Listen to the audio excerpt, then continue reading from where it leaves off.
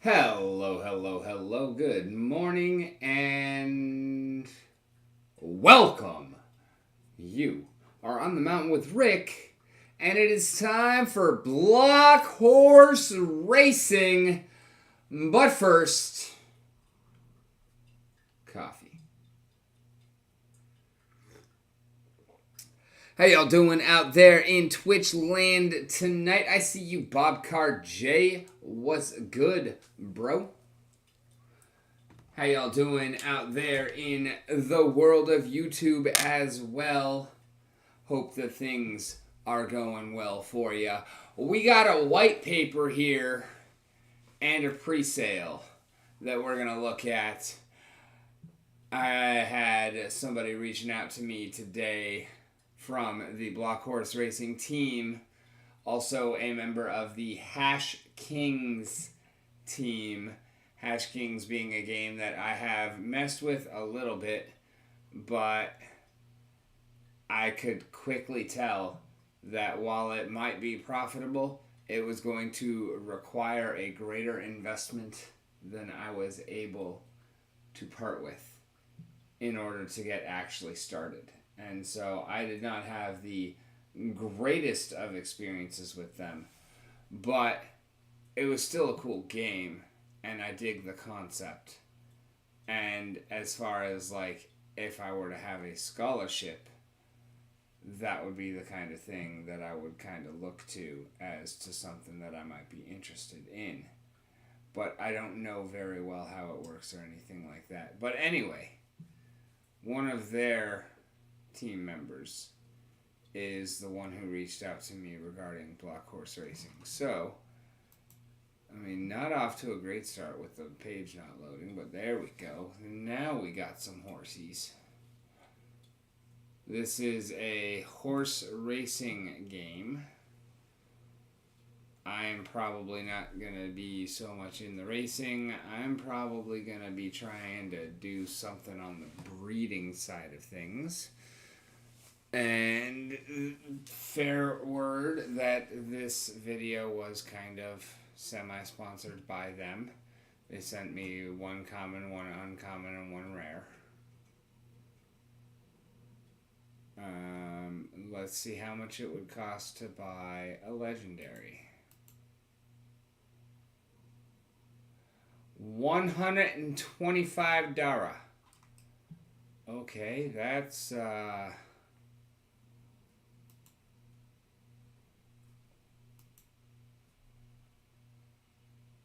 Mythic $90. Okay. Epic. Oh, you bought a common horse today. Cool. $75 for an epic. Okay. Spectral. $40.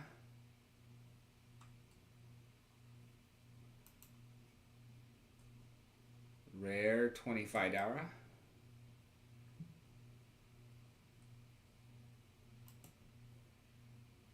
Uncommon $15.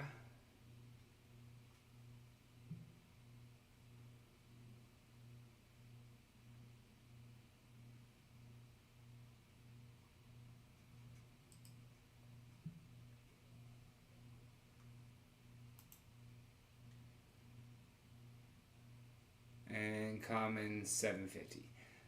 So I'm kind of guessing that common basically only has a chance of victory in a field of nothing but commons. I feel like uncommons are going to be commons, but they're going to lose to rares. Rares are going to lose to spectrals. Spectrals are going to lose to epics, etc., etc., etc. Like, I feel like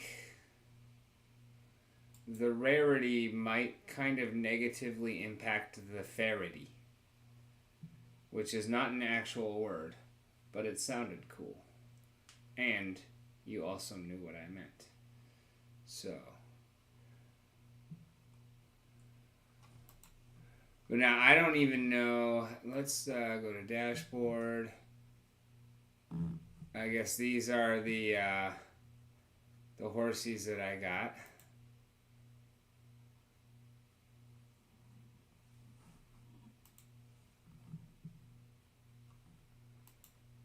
And we may actually be joined by one of the creators tonight. I don't know. Was not able to cement anything before I had to go to work. And then I ended up working late and kind of just got home. So. Oh, okay. Common only versus common, uncommon. Okay.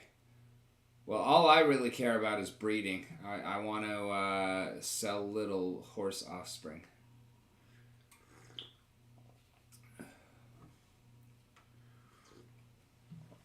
I'm going to guess that 807 here is my rare. But how do I learn more info about it? Do you have anything on that? No, that's our white paper. I had already found that. I don't need that. I have it right here.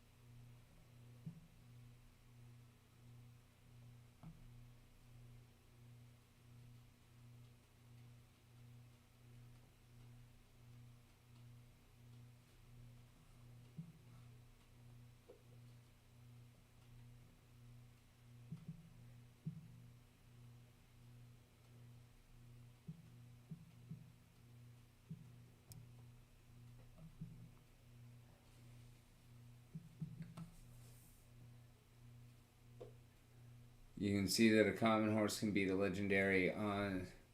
Yeah, that doesn't actually surprise me. Like I figured.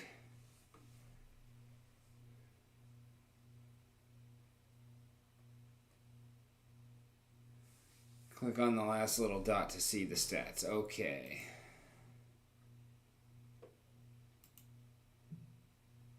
Ah, gotcha. Thank you.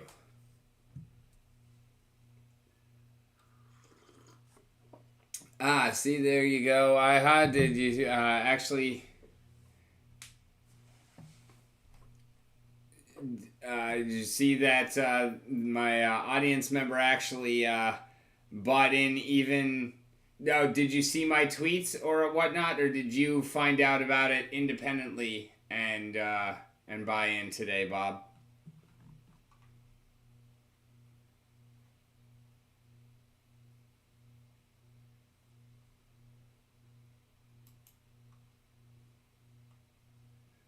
And so this one's going to be my rare, right? Ooh, female. Okay. Speed 134, endurance 148, agility 88.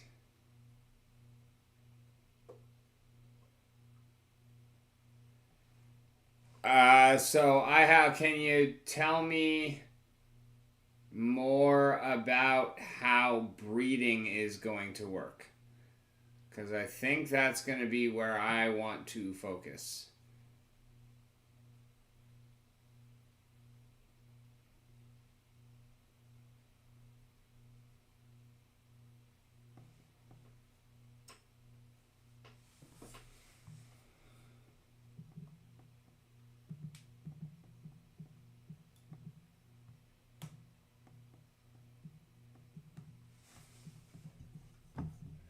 Especially when you said common horse can beat a legendary horse on a good day.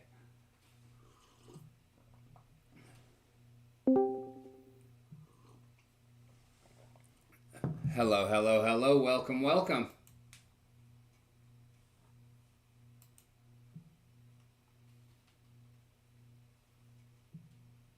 Y'all can unmute and talk as well. Hello, hello. Chimanello and Ihel Angel. I'm sorry, I'm probably massacring y'all's names.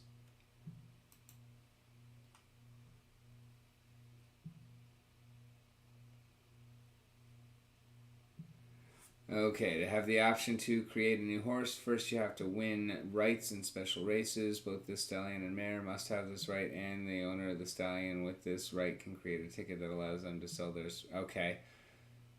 The owner of the mare will have to buy that ticket and also have the right one in race. Therefore, the number of specimens created through breeding will be controlled. Additionally, there is the issue of fusion that allows the burning of two.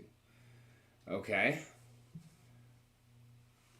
Well, good. If it's limited, that means that I can have a smaller market to compete against. But that's definitely going to be my focus going into this thing.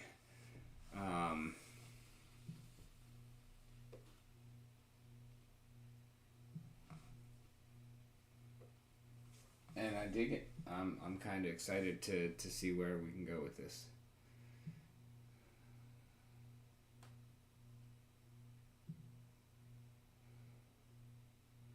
That's for population reduction and more tickets to be won in special races. Okay.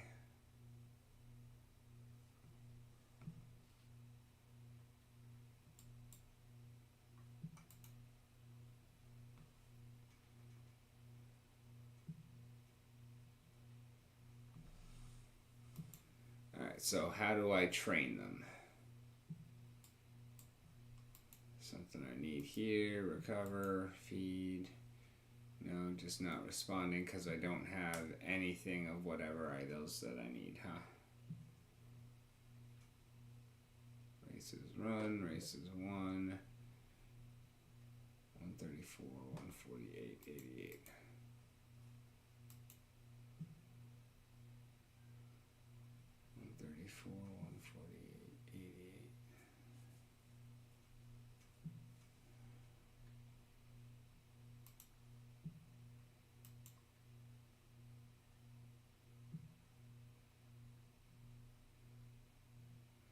Okay, this one's kind of dud.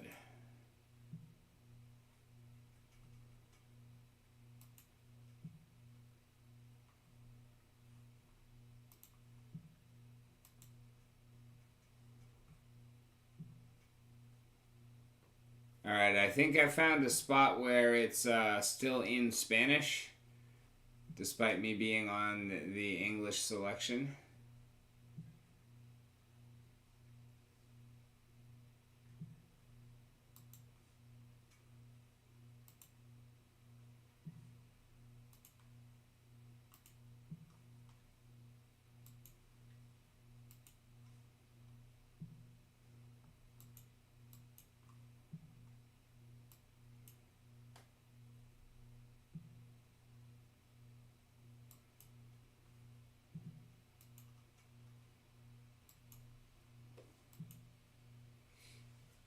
Alright, so you are Glue Factory.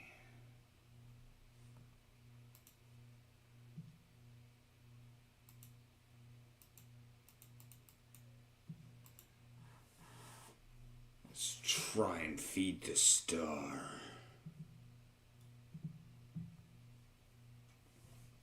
Hello, hello.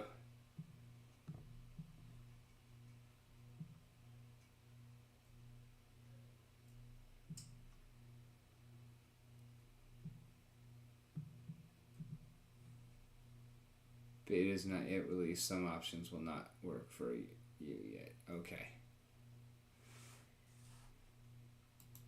That is kind of what I figured, but... So... Let's switch on over and go through the white paper. Block Horse Racing is the thrilling horse racing game based on the Hive blockchain technology. In this game, you will have the chance to immerse yourself in the exciting world of horse racing and experience the thrill of breeding, training, and competing with your own unique horses and mares. Get ready to race with the best in block horse racing. At BHR, our goal is to create a fun, fair, and rewarding gaming experience for all players. To achieve this, we have created an intuitive and user-friendly game that allows players to dive into the world of horse racing from the get-go. Additionally, our unique NFT system ensures that each horse and mare is truly one of a kind and has skills and traits that make them stand out from others in the game. But BHR is much more than just a horse racing game. We are also building a strong blockchain ecosystem that will enable players to participate in various in-game activities and investment opportunities. This includes the ability to buy and sell unique horses and mares in an online marketplace, as well as participate in custom races created by the community and exciting betting pools.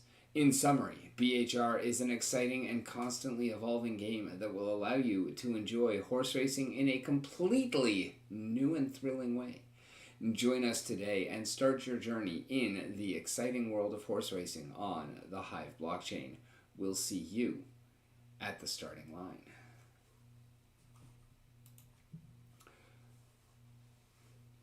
To interact with Block Horse Racing, you will need to set up an account on Hive. Once this is complete, I think most of my viewers are going to have a problem with that. How do we go about setting up an account on Hive? And by the way, I'm totally facetious. We are very much a Splinterlands Rising Star program, so we're pretty much all already on Hive. Speaking of which, for anyone who is new here, go ahead and set your name with the bot, please. Bang, set name, space, your Hive name for a giveaway purposes, and maybe even porpoises. But I'm not dolphin around.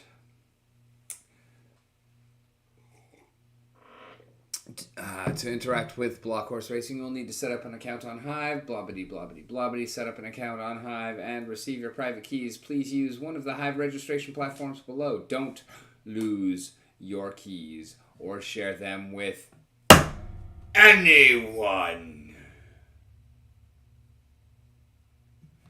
Hive Onboard, eCincy block trades, all great services. In Hive, usernames are used as your deposit address. Isn't that great? Once you obtain your private keys, you will need to install the Hive keychain browser extension similar to MetaMask, which is the easiest way to interact with applications on Hive, including Block Horse Racing. Keychain allows you to easily protect and use your private keys without exposing them. I don't think there's anyone out there who doesn't know about Hive Keychain yet either. But if there is, bruh, fix yourself. Get on this Hive Keychain hype, because that shit will make your life a whole lot easier. The objective of the game is to become the most successful and respected horse owner in the world of blockchain horse racing. You will need to train and breed horses, compete in races, and improve your skills to win prizes and increase your prestige. Horse training and breeding. Before you can compete in races, you need to acquire your horses, which you can breed and train on your own farm. Once you have your horse, you can train it to improve its skills and statistics. Training may include training races, exercises, and activities to improve your horse's endurance and speed. The better your training, the higher your chances of winning races. After training and preparing your horse, it is time to compete in races. In BHR, there are several races available in different categories and difficulty levels. Each race has its own rules and registration requirements, which may include certain horse-specific skills or characteristics. To participate in a race, you need to register your horse and wait for the race to start. During the race, your horse's abilities will be tested in a random system where, like everyone else, a number will be randomly generated that represents the total number of points your horse generated in the race. The goal is to obtain the highest number of points and be the first to reach the finish line, win prizes, gain recognition. In addition to breeding and training your own horses, you can also buy and sell horses in the market. This can be a quick way to acquire horses with unique skills and statistics, or to make money by selling your own horses. Yes, because that's what I meant to say. Rewards and prestige. Every time you participate in a race or sell a horse, you will earn rewards in the form of tokens or NFTs. These can be redeemed for other horses, farm improvements, or other objects in the game. Moreover, your success in races and the quality of your horses will give you prestige in the BHR community. As you win races and build your reputation, you can gain access to higher levels and win even bigger rewards. Now you are ready to start playing BHR. Don't hesitate to explore and experiment with different strategies and approaches to become the best in the world of blockchain horse racing. Here we go. Let's get down to brass tacks, the important shit. Talk nerdy to me. The game economy of BHR is based on a main currency called BHR. Bet you didn't see that one coming. Which can only be earned through races. This currency can be exchanged for chests of different levels that contain game resources such as grass, apples, horseshoes, whips, martingales, cleats, gringola, corrective caps, among others, as well as power-ups. In the first stage, the game will accept the main currencies of Allied Games Hash Kings, Infernal Coliseum, and Big Dog Bones, which are Buds, Soul, and Bone tokens, respectively. In the second stage, a trading market will be opened where main NFTs, including utility NFTs, can be traded. Additionally, the game's currency at BHR can be freely traded on the Hariv market. To prevent inflation and market manipulation, a scarcity and regulation system will be applied to the amount of main NFTs that a user can have. The sale of NFTs will be limited to the minting stage of Genesis NFTs, which are Legendary 650, Epic 12. It is important to note that the game economy system is designed to encourage competition and collaboration among users, as the only way to obtain the main game currency is through races. This way, the aim is to incentivize active user participation in the game and generate a solid and committed community.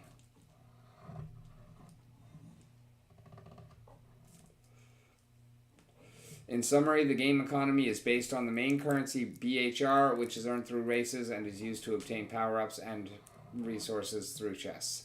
Additionally, allied game tokens will be accepted in the first stage, and a trading market will be opened in the second stage. To prevent inflation, a scarcity and regulation system will be applied to the amount of main NFTs that a user can have, and the sale of NFTs will be limited to the minting stage of Genesis NFTs.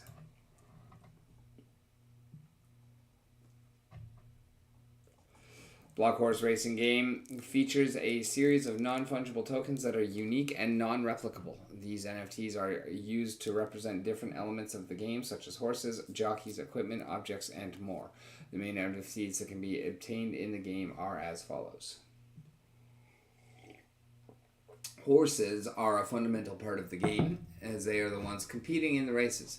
Each horse has unique characteristics such as speed, endurance, strength and more. These horses can be obtained through purchasing chests or winning races. Jockeys are in charge of riding the horses during the races. Like horses, each jockey has unique characteristics that make them more efficient in certain types of races.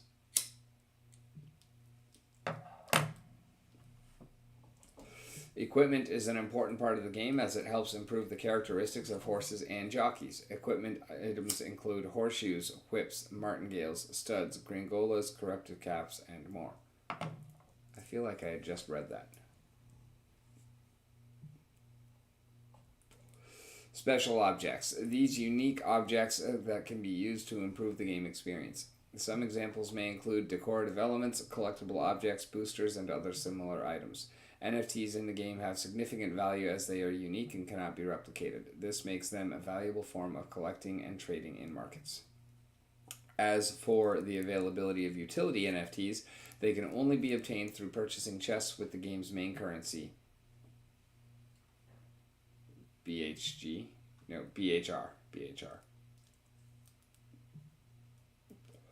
Another syntax error here. You've got XXXX there instead of block BHR.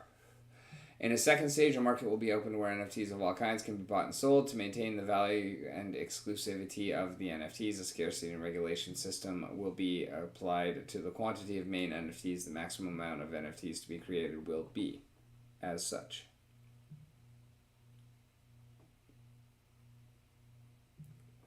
That is a great question, Bob. So, do we start out with a ghost card jockey, as it were?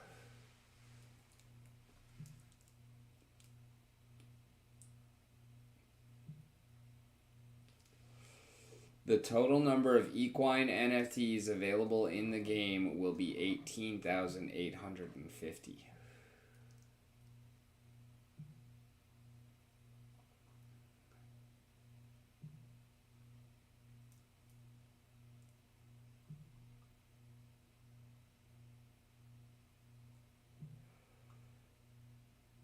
So that equine NFTs, does that mean actual horses? Like that's a hard cap of 18,850? To start, you do not require a jockey, Bob. Good to know. What all is required to start? Like, what is minute 1 of playing the game going to look like?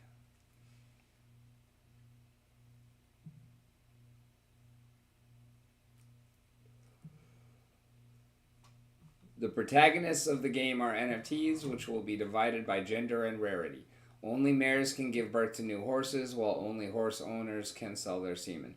This will lead to categorized and group races. Additionally, there are 7 different rarities for NFTs: legendary, mythic, epic, spectral, rare, uncommon, and common. Each rarity has different characteristics, with the 3 most important stats being speed, stamina, and agility. The following table shows how stats are calculated for each rarity for each ability at the time of minting. Alright, so rare is 120 to 165.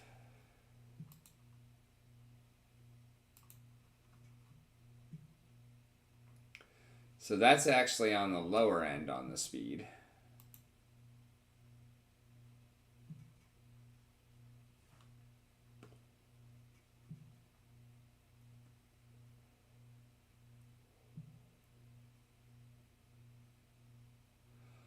Oh, so these horses have a real-time lifespan, huh? Okay. So this is actually like randomly generated when they come around, and then just like one day you'll log on and your horse will be dead? Is that how that's going to work? Because that seems interesting and yet at the same time fucking brutal. Like, imagine you got one bad day. You got a stable of like 12 fucking really good horses that you got all at different times as you were fucking building your shit up, trading back and forth. You log on one day and half your horses are just fucking dead.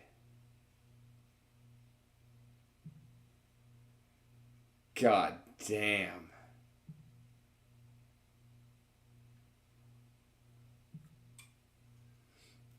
It's random.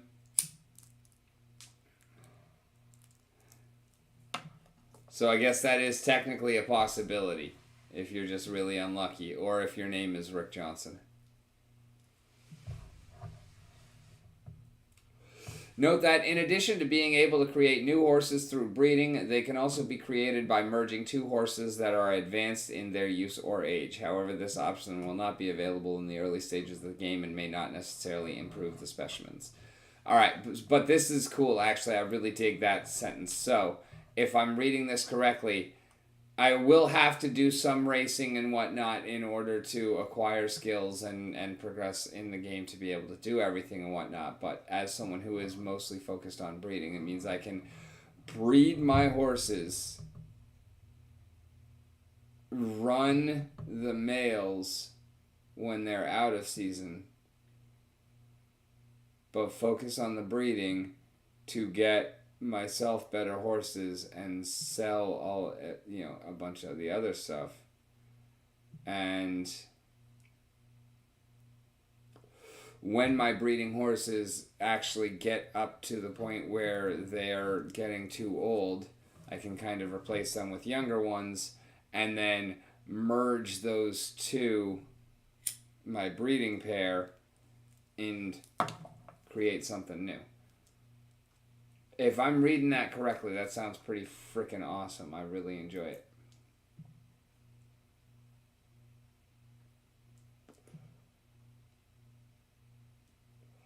Is there going to be a land where we're farming for these? Utility NFTs are essential items that can make your NFT horse run faster, stronger, and for longer periods. At Block Horse Racing, we offer a variety of utility NFTs, including food, performance-enhancing equipment, and boosters. Each of these NFTs can make your horse more competitive on the track, making them an essential tool for any serious player. Food for your horse is one of the most important tools you can acquire. This food will give your horse the energy it needs to run faster and for longer periods. Additionally, some foods have special properties that can enhance its strength, endurance, and other abilities.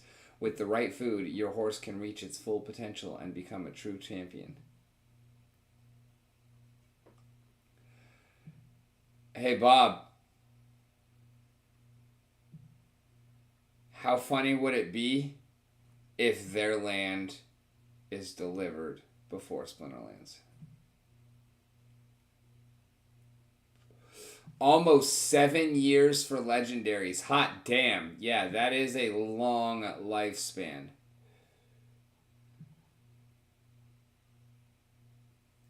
Now, can you tell me more, or maybe I'll get there.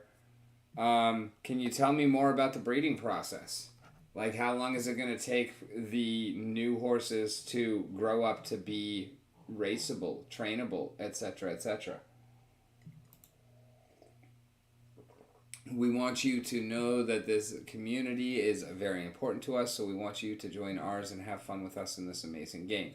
As part of our community, you'll have access to a Discord channel where you can interact with other players, make friends, find allies to help you grow in the game. Additionally, we want you to know that this game is not only fun, but also important for the Hive gaming ecosystem. With Block Horse Racing, we can provide mobility to tokens from other games such as Hash Kings, Infernal Coliseum, and Big Dog Bone, which means you can take advantage of the opportunity to earn and grow your tokens in different games. We hope to find great allies in the communities of these games who can benefit from our growth in BHR. Together we can grow this game and the Hive gaming ecosystem as a whole. So join us today, have fun in the game, be part of this exciting community. We're waiting for you. Hello, I'm actually I'm very excited, and I have other ideas as well pertaining to other things that we will talk about off stream. But yeah, I definitely I want to dive in, and we're gonna have some fun with this shit. I can't fucking wait. So today is the 9th.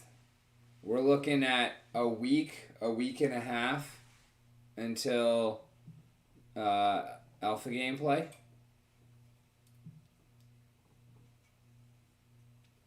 Is that correct?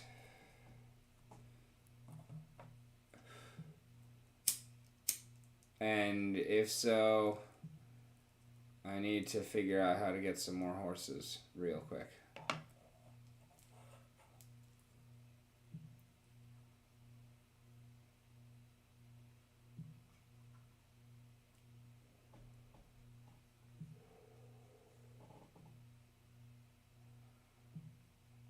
Oh, okay. So there's a special race for breeding rights, and each horse to breed has to win that race themselves. Oh, fuck balls. I really need new horses. All right, let's take a look here. 134, 148. If those are 120 to 160, I guess they're decent.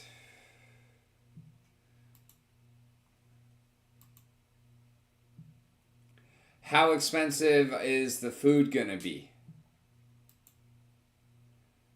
And does training help the spawn to come out better? Or does it only help the parents?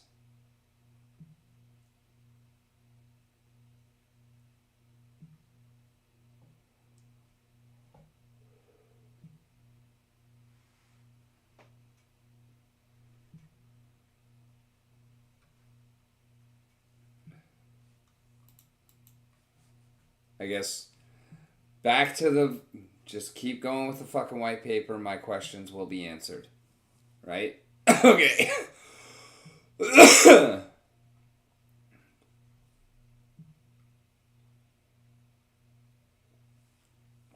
Yeah, market's just gonna market. Gotcha.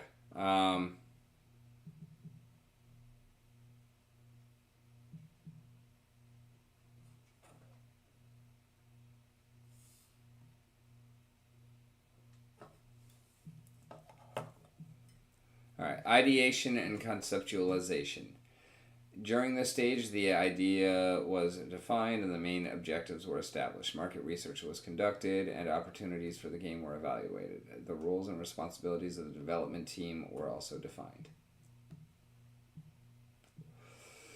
Design and layout. In this phase, designs for the user interface were created and sketches of the main screens of the game were created. The overall structure of the game was designed, the gameplay mechanics were determined. Additionally, characters were created and the visual and sound aspects of the game were defined.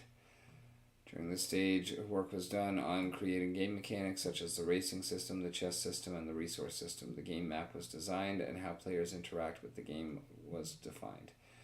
At this point, the game economy was developed, including the creation of a main currency and the design of chests that players can buy with that currency. The exchange market was also established, and the scarcity system was applied to avoid inflation and market manipulation.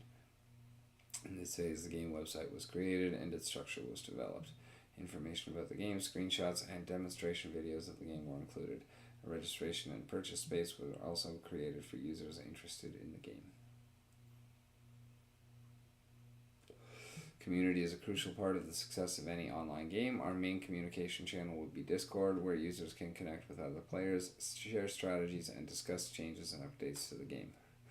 We also plan to work closely with the communities of other Hive games such as Hash Kings, Infernal Coliseum, and Big Don Bones to create a network of collaboration and mutual growth. Presale will be a crucial phase for the success of the game as it will allow users to get an early access of the game and secure ownership of certain limited edition NFTs. It will also be an opportunity for the development team to gather feedback from users to improve the game experience before its full release.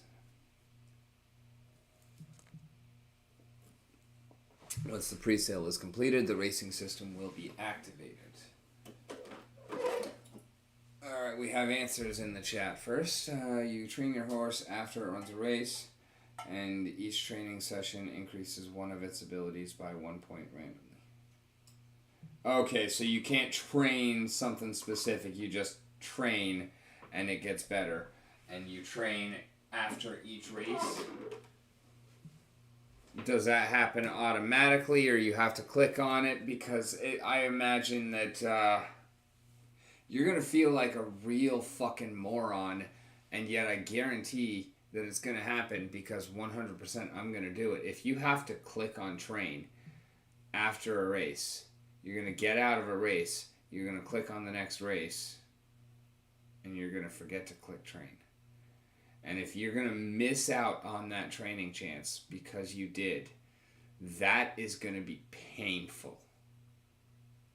And I would suggest There are ways around that. I'm not saying that the system has to be fixed. You do have to click. Okay, I figured that much. If I run the next, like, can I then claim for both days, or is it just gone? If it's just gone, that's. Take note, Bush. Don't ever let me do that. Since, you're the one that's always here.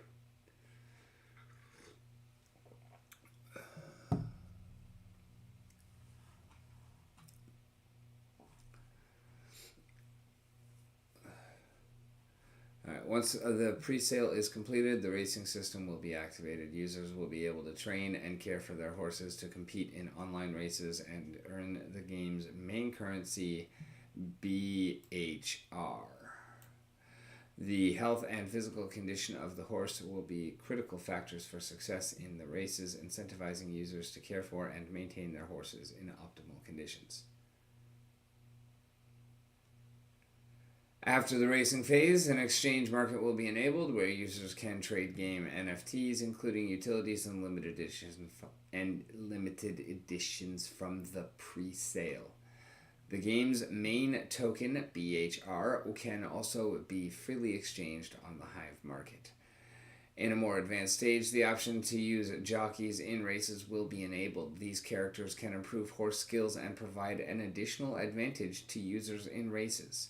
Finally, a betting system will be implemented that will allow users to bet their tokens on horse races, increasing prizes and reward pools. This will increase the value of game NFTs and provide an exciting and competitive experience for users.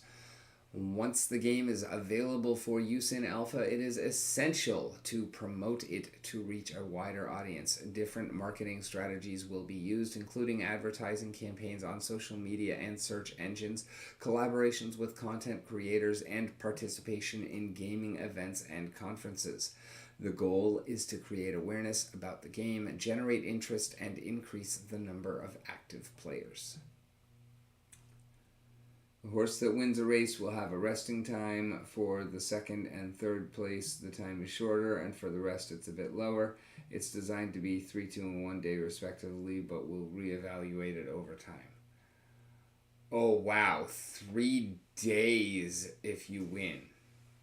That is a long, long time.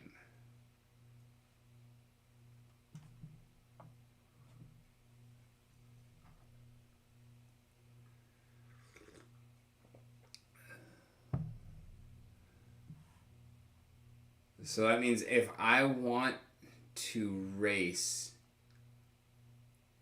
every day,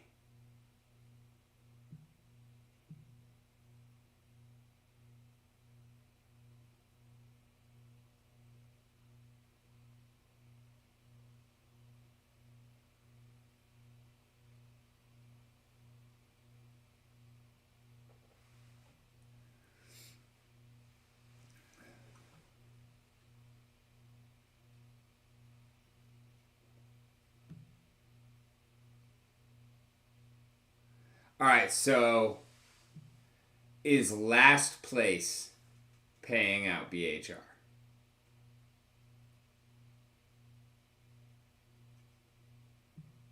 Like, are you, no matter what, you are earning BHR? And it's just a matter of how much?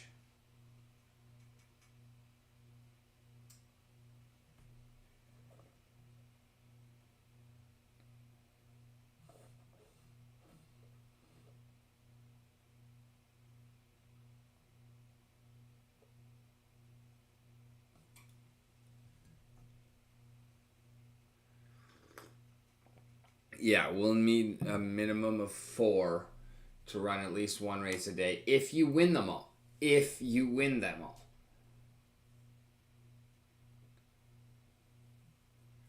But, and so it's like, are you going to have separate ELOs for each horse? How is the matchmaking for these races going to happen? Like, I have serious questions about that. Not that, like, I doubt you're doing it right or anything, but because I don't I don't know anything about horse betting or matchmaking there to begin with, but and it's a fascinating subject to me. Like that's one of the things that I have yet to actually tackle is how am I going to handle matchmaking. So it's a really cool idea. I'm just like I'm really wondering how I want to peek under the hood. Marketing promotion. Once the game is available for use in alpha, I already read that. Development of new features. As the game is developed and feedback from the community is used, new features and improvements that could be added to the game to enhance the user experience will be identified. This may include adding new types of races, incorporating new coins and objects into the game, creating new game mechanics, and optimizing overall game performance.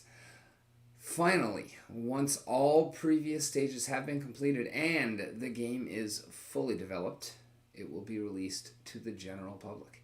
After the launch, the team will continue to monitor the game's performance and work on continuous improvements. There will also be open communication with the player community, and feedback and suggestions will be collected to further enhance the game. After achieving these milestones, a new roadmap will be revealed that includes more details about the game's features, improvements, and future goals. We hope that the game is well received by the Hive gaming community and are excited to see how it will develop in the future.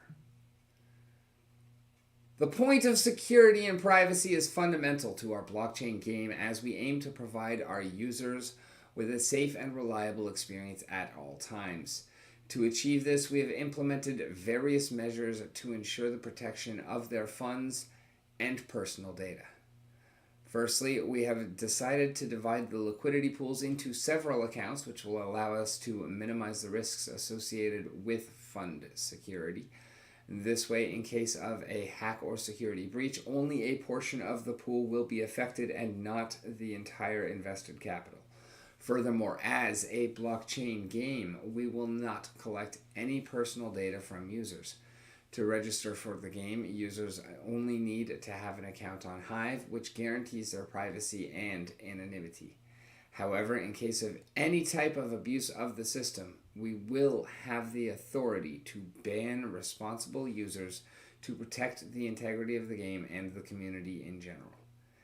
In summary, security and privacy are important values to us, and we have taken the necessary measures to protect our users and their funds from any type of risk or threat. With these measures, we aim to provide a safe and reliable experience to all of our users and make our blockchain game an attractive and trustworthy option for the investment of their funds. That was very well written. That rolled nicely. It was a pleasure to read aloud.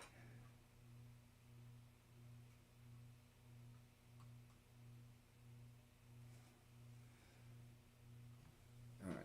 What is the difference between a common horse and a legendary horse? In horse racing on the blockchain, legendary horses are a category of elite horses that have unique and exceptional attributes that make them more valuable than common horses. These attributes may include a higher maximum speed, greater endurance, and faster recovery after the race. Legendary horses are also rarer, making them more valuable and desired by collectors and players who seek a more challenging experience. Yes, you can train your horses to improve their performance in their races. The game has a training system in which you can allocate skill points to different attributes of your horse, such as speed, endurance, recovery, and others. These skill points can be earned through different activities within the game, such as races or tasks. By assigning skill points to different attributes, you can improve your horse's performance in the race and increase your chances of winning. Now that sounds more like the horse levels up and you decide where to put the points. But earlier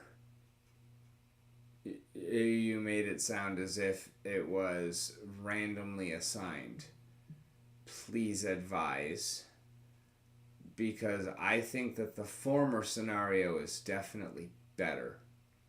Although if there's some combination of the two, like how many skill points do you get per level? If you get like 8, you want to like assign 5 of them randomly, and then you get to put 3 on wherever you want. Like, I think that would be perfectly fine.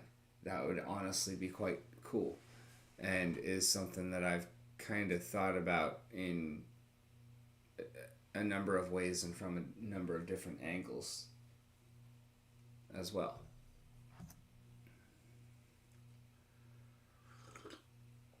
Just some input on that. But anyway, no, this shit seems fun as hell. I want more horses. And how much BHR am I going to need to get into races? Let's go see BHR.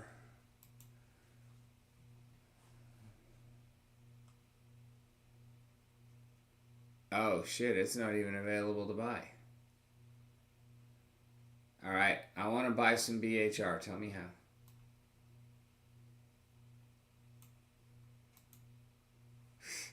It's not available, obviously.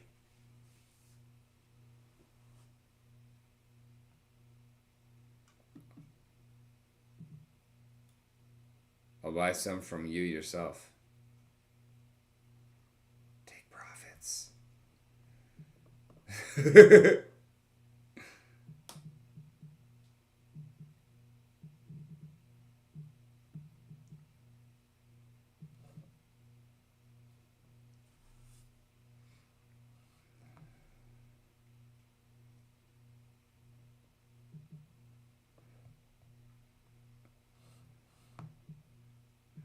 What about you, Bushwhack? What do you think?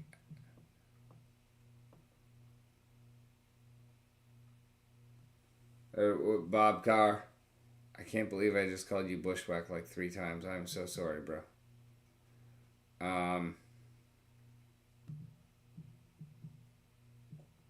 Obviously not reading chat there, Rick.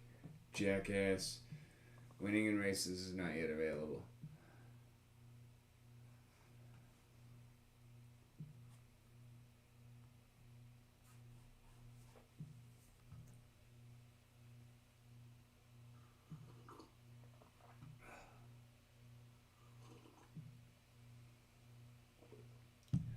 Okay, yeah. The BHR is earned in races. It's not available yet. So you literally did not pre-sale any BHR or anything. It will not hit the market until somebody wins it and sells it.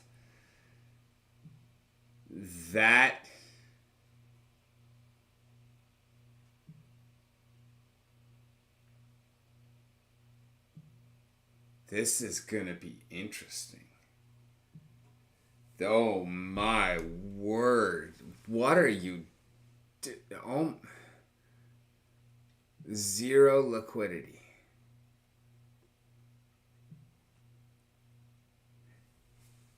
Bob, they're starting with 0 liquidity.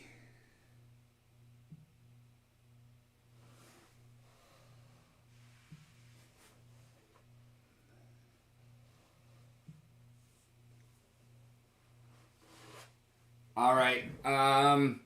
Max supply. One thing I didn't really see addressed is actual numbers in tokenomics. What's your max supply?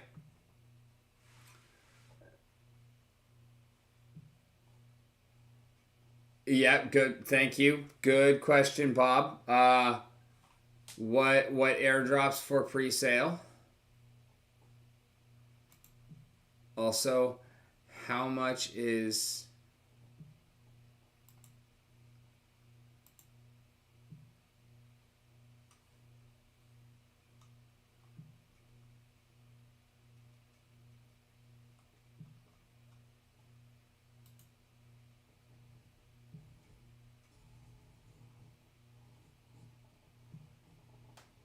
So that's 240.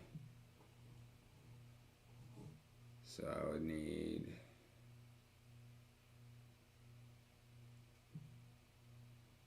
There's another 20 hive.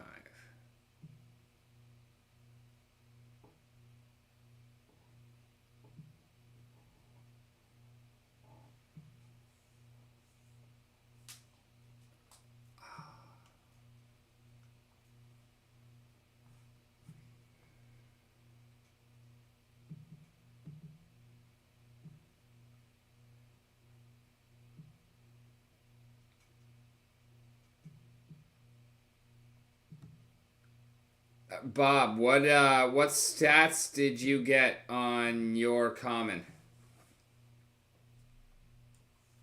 Is a promotion to give tokens to participants on on Discord.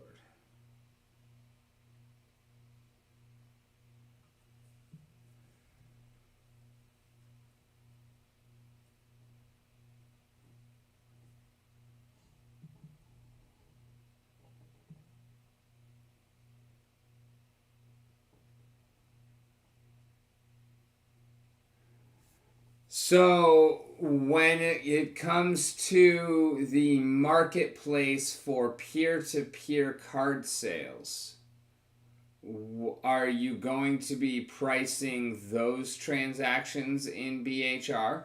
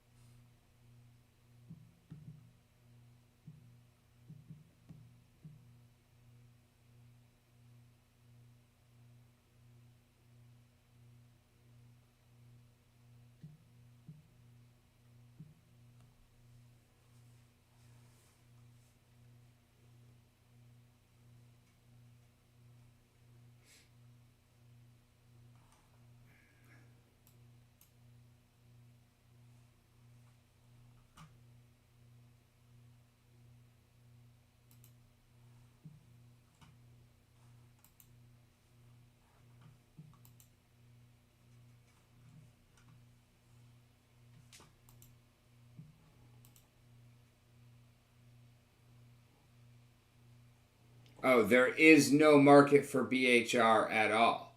You have to earn it in the race. Okay. Gotcha.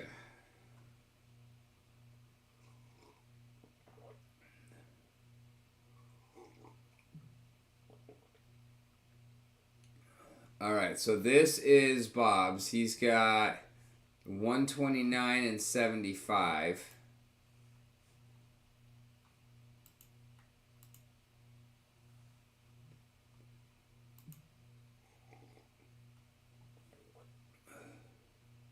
I got 125 and 116 and 88.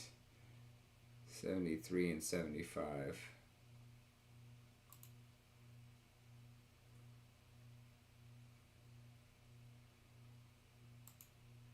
Yeah, I think mine is pretty flat out better than yours.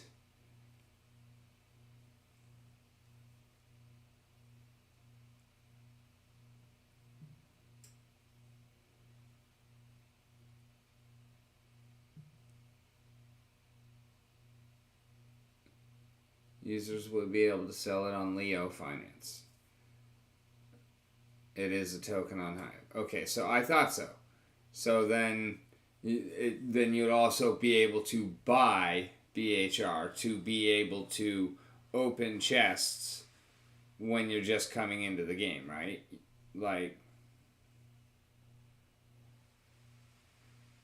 I was just trying to early invest into the token. So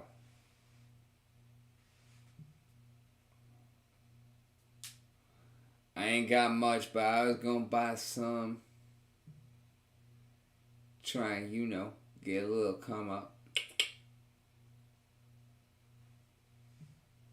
Not financial advice.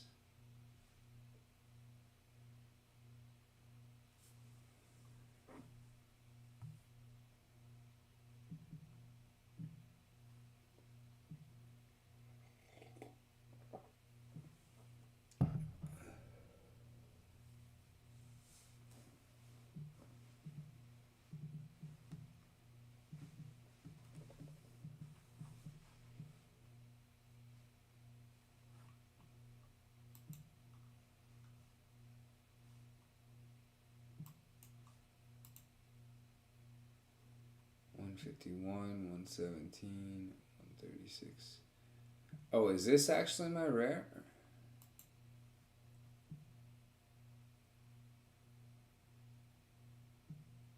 Is that why it's in color? I just totally thought that. No, that one's the rare because it's actually got a different color in the hair. It's also got a name.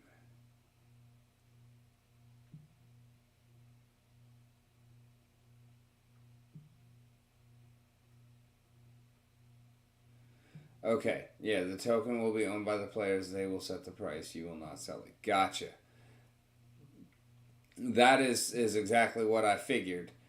But I was just surprised that you don't have like any pre-sale or anything like airdropped or anything out there already. That's kind of cool. Like I wasn't upset about it or anything. I just caught me off guard. Because the day I make my tokens, I'm gonna start airdropping them to the people who have already been supporting and whatnot. And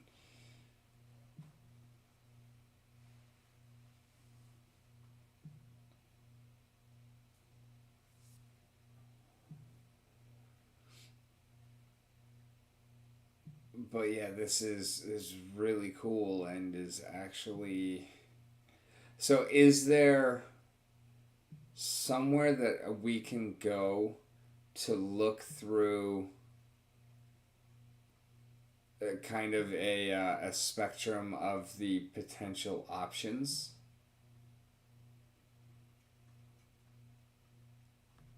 I don't necessarily want to like spoil every horse or anything like that, but like, is there some way that we can see some of the things that might be available?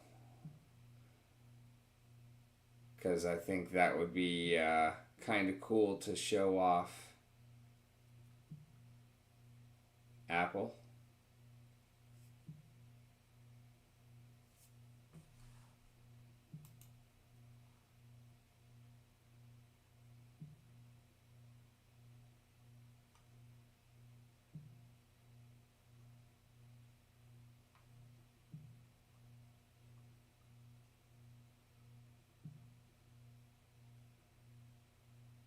I just clicked the Apple.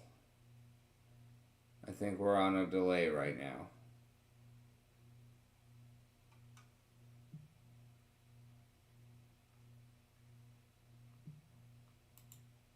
Is this the possibilities of what's in there?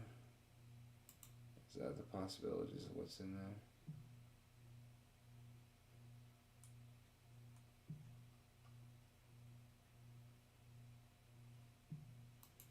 Apples. Click no.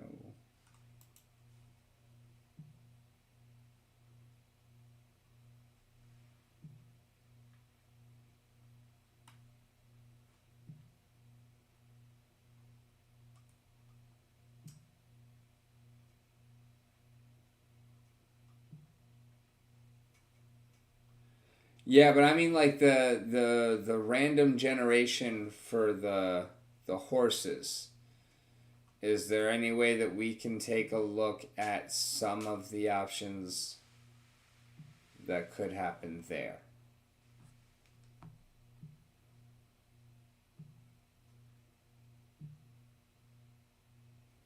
AKA, I'm looking for alpha for my people. This is all cool. It looks great. I can't wait to see what else you've got in store.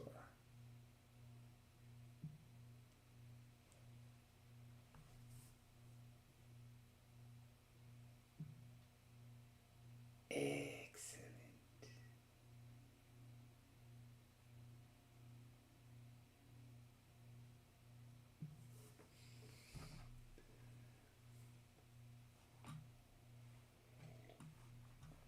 Can I be real for a minute?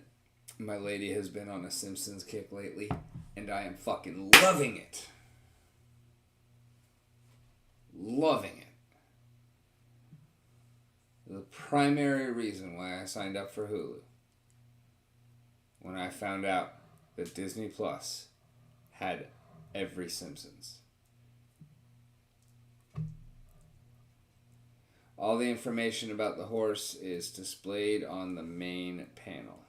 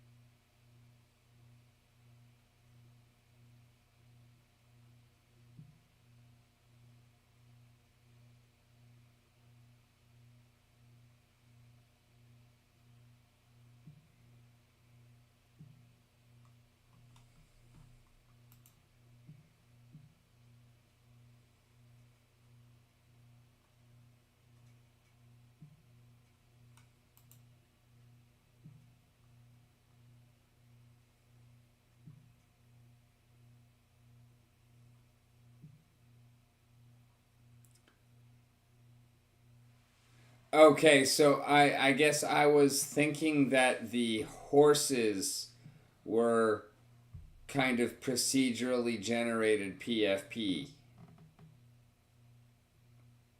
Was I incorrect in that assumption?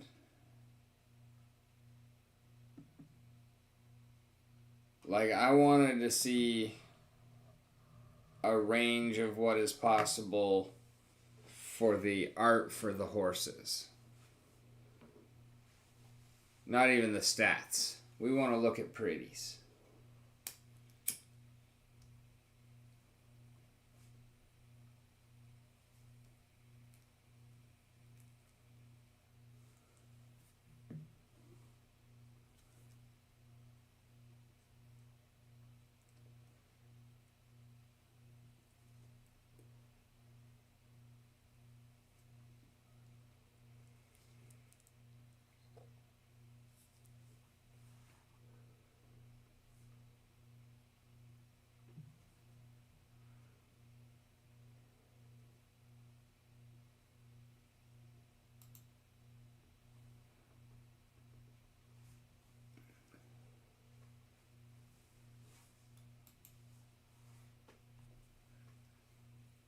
All right. Less than 2 weeks, yo. Get ready. You're going to see one of these horses on the track.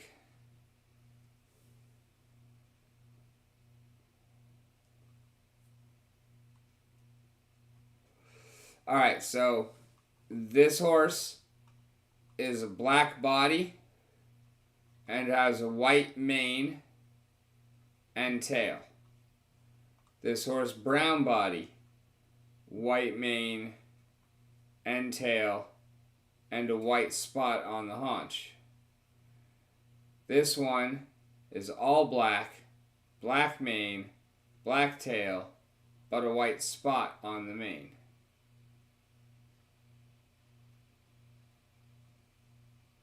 The art for the horses.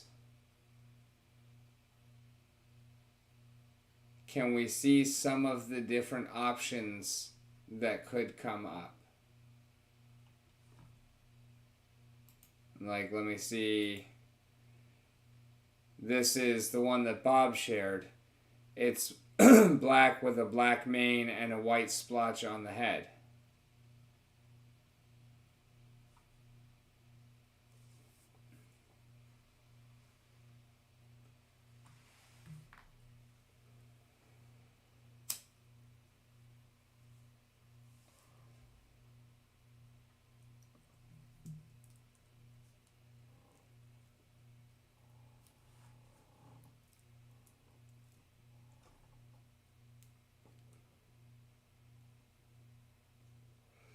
It does not have those specifications. And I figured that wasn't going to be something that was available in game. That was something I was actually asking you for?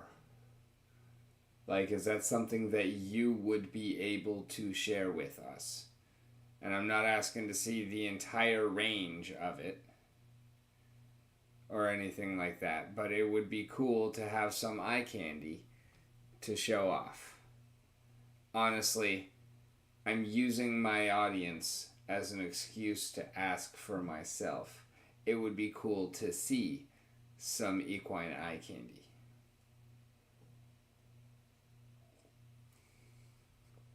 Because if I'm gonna be buying shit and then random rolling PFP horsey picks, I want to know what I'm shooting for, so that my heart can be adequately broken when I get something else.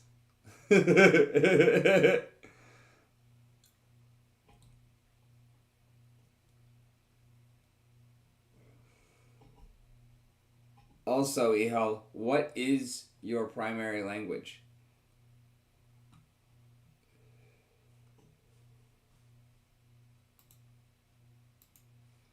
I only speak English.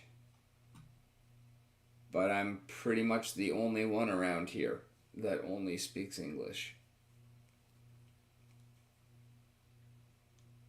Spanish?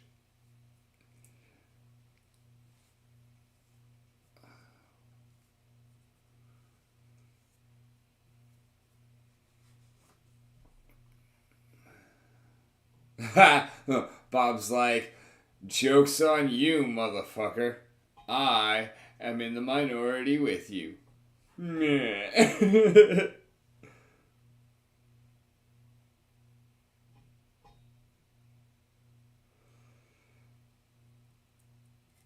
I'm fucking stoked for this shit, though. Like,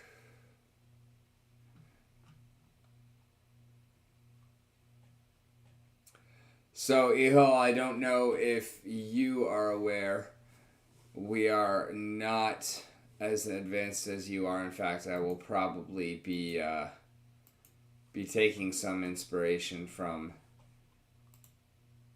this white paper, as I'm just about to be writing up my own.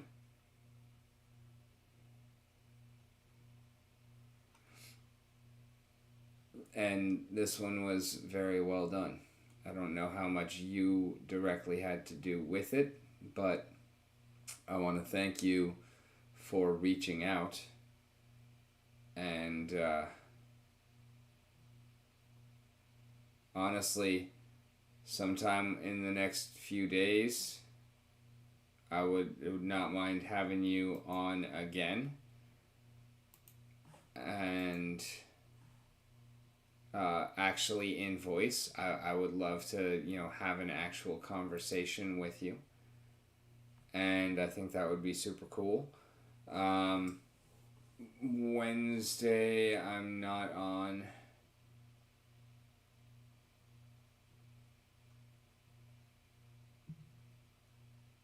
And then Friday, this Wednesday, I'm not on because I have an appointment all the way across state early the next morning. But usually I'm on Sunday through Thursday, starting just before midnight Eastern time. My pleasure. And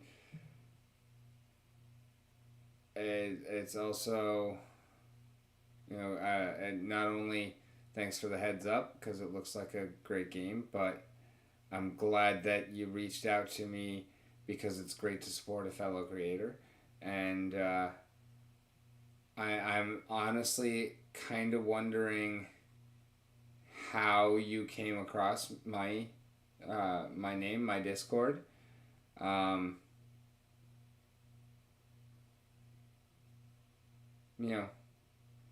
Just wondering about the metrics, But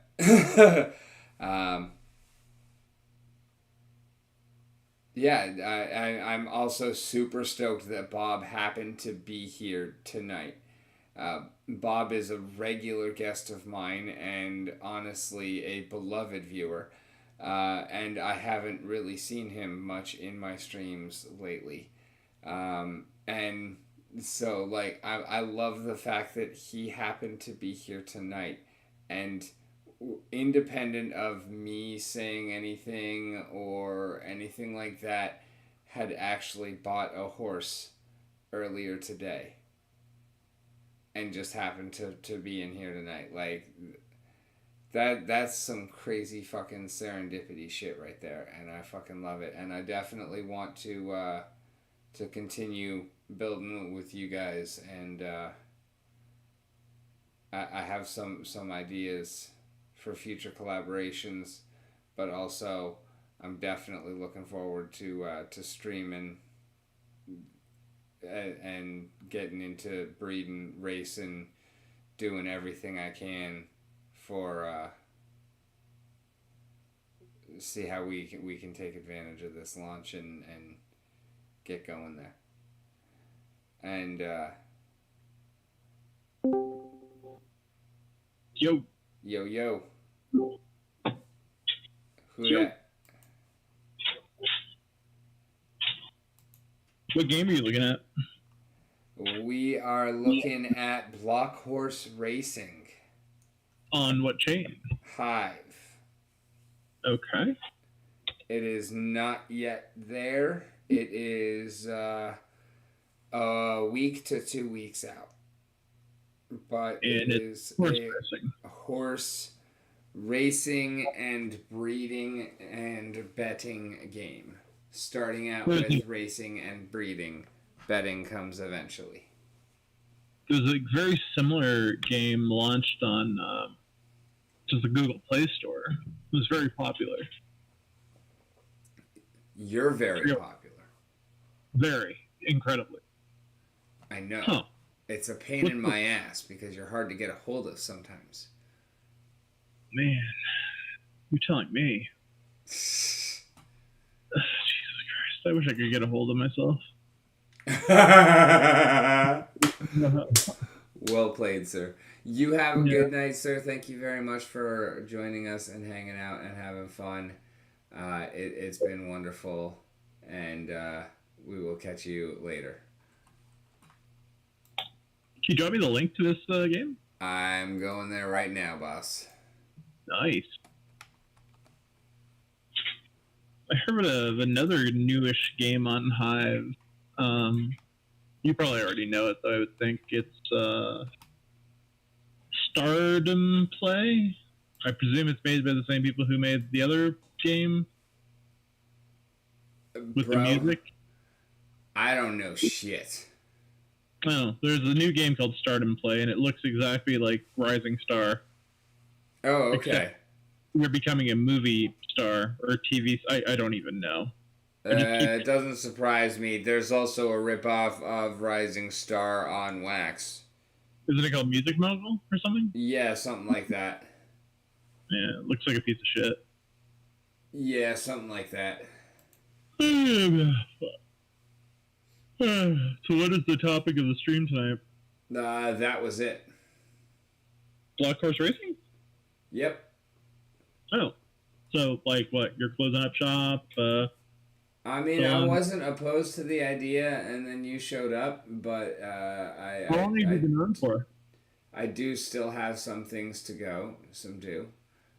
There we go. I want to get an account on this. So, you dropped the link in DM? Yeah, I thought I sent it to you. Oh no, in the chat here, voice chat. Oh, okay.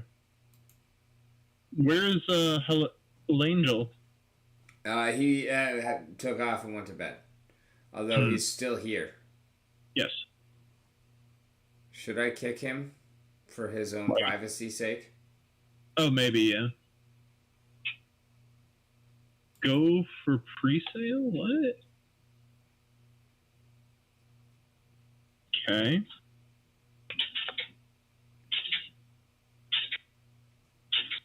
Error to confirm account. Classic.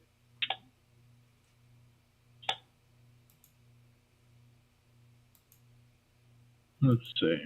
Alright, I don't know how to, so I'm just not going to worry about it. So what's required to get started in this game? A horse. Oh. Who would have thought? Oh, they're not selling their horses for that cheap, are they? No. Commons are $750. Oh, I have a common, an uncommon, and a rare. you already picked them up. No. I don't follow. They contacted me and said, "Hey, this is a game," and I was like, "Oh, that actually sounds cool. Send me some assets, and I will first playthrough live on stream tonight." Nice. And he was like, "Well, here you go. I can send you these, but you can't play tonight because the game's not out yet. But here's what we got." And I was like, "Oh, okay. Well, there's the white paper and the market. We can walk through the market, and I can read the white paper because that's something I love to do on my stream, anyways." And they've actually got a really nice white paper. Yeah. So that is something that I gave him props on, and told him that I will be taking some inspiration from that when we're crafting our own. Mm-hmm. Where are the devs based out of? Do you know? That I do not. Games with a gambling component are always a little iffy to me.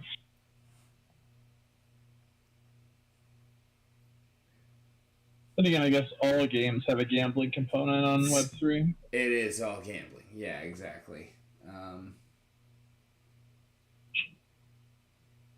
But I wonder how they're going to do that explicitly. If they're going to introduce betting. Well, I read the white paper word for word, or almost word for word. You've been there for a couple of them. I get it almost word for word. Couple of things I exaggerate or whatnot, or ad lib. Yeah. But I didn't hear or notice anything specific about how that was going to work. That would lead me to believe that they're potentially not based in the U.S.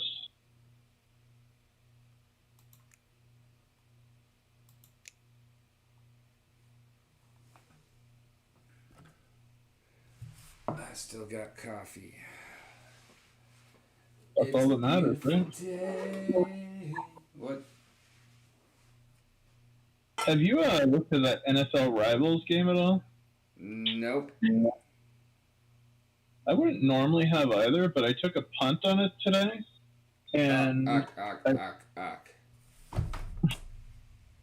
packed a card that apparently the floor is $900 on. Jesus, nice. Yeah, and I was told the thing, well, evidently the thing to do is to sell it. I don't know if it'll actually sell for that, but... Yeah, I mean, you might as well. Yeah, I mean, because it's pretty new, right? So, and apparently quarterbacks are in short supply. Yeah, and just buy another 2-packs with that and then pocket the fucking profit. Oh, dude, I could buy 45 packs with that. You could, but buy 2-packs with that and then pocket the profit. I wouldn't buy another pack at all. I would just buy a $5 quarterback off secondary. And he'd be slightly less good. I mean, I can't even tell the difference. I'm so bad at this game. Plus, it's mobile only, so... Oh, fair. Okay. Wait, mobile only blockchain? Mythical, apparently. But yeah, mobile. Well, the card... Yes and no. I mean, the premium cards are blockchain. The game itself does not run on the blockchain, if that makes sense. Okay. Well, I guess it has to run on the blockchain. It's the same blockchain as Blanco's. So whatever that means. Not a goddamn thing. I don't fucking know. I'm confused as hell right now. Me too. Okay, I'm glad I'm not alone in that then. Yeah, I just keep looking to see if like the other, because like it's also weird because like the card I got is the number one overall draft pick, and if if for some reason he was like leveled up to QB, people are selling those at $1,700, but I have no idea what the mechanics to do that are, and I'd rather, while the market's hot, get rid of him Yeah, at yeah honestly, yeah if it's 900, I'm sell 800. yep. Sell Well, it at actually, 800. Take that, buy 2 packs, and run. fill out your team, Oh, my and team's already pocket the profit. low. Yeah, I mean, like that's just insane pack luck, you know. Yeah, The that's first of only two that I opened. that's the kind of thing that happens to me in a draft environment in Magic. Ah, yeah. Like there was a chaos draft when I opened a pack, and it was some kind of masters pack or whatnot. I couldn't tell you exactly which one it was because it was a crazy night of drafting. Mm-hmm. And I opened a pack that literally had like 2 of my favorite cards and most sought after cards at that time. I had a At that time I had a Progenitus commander deck, Mm-hmm. and there was a foil Progenitus in that pack. Oh wow. And yet the number one card I was trying to trade into at the time was a Blood Moon. And there was one of those in that pack too. And the Blood Moon is worth like 3 times as much as the Progenitus. Jesus. I can't play either of these cards in my deck. So, do I pick the card that's going to help me win? Do I pick the money card? Do I pick the card I really, really want?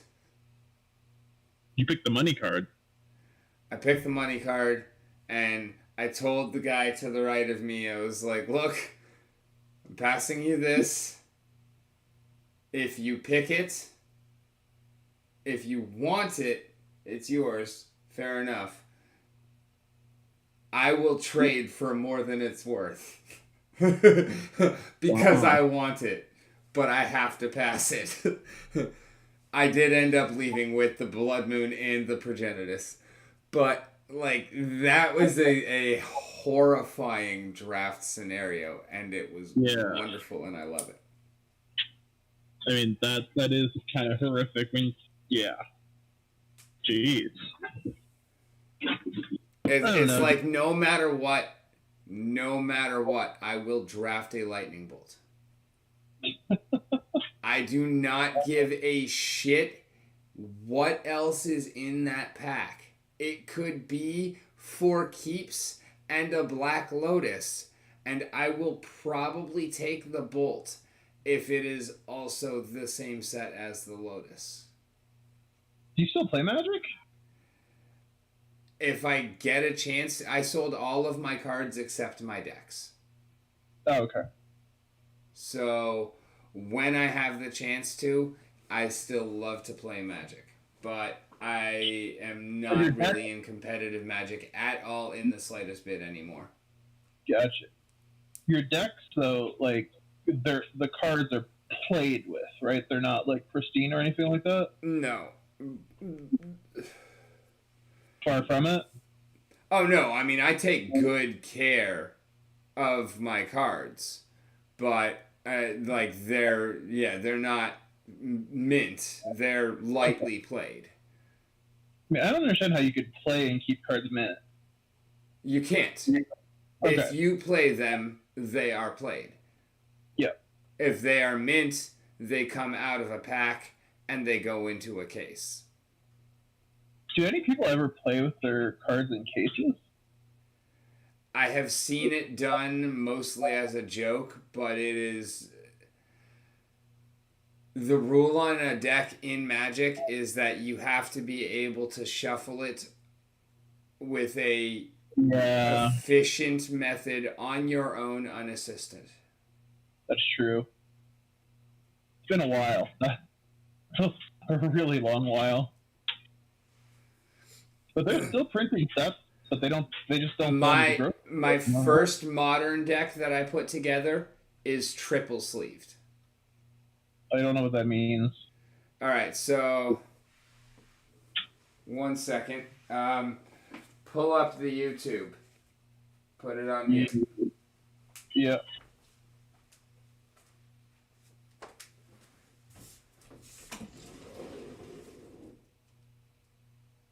Where is...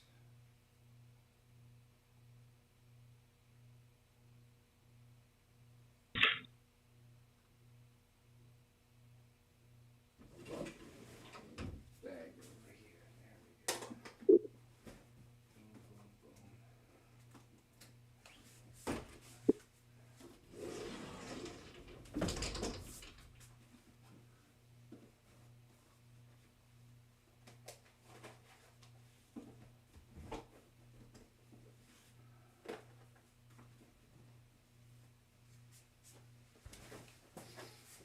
All right. So when I say that I got my decks, or I kept my decks, and actually, you know what? You can ignore the YouTube. I'm going to share camera. I'm This. already watching. Okay. Okay, so when I say that,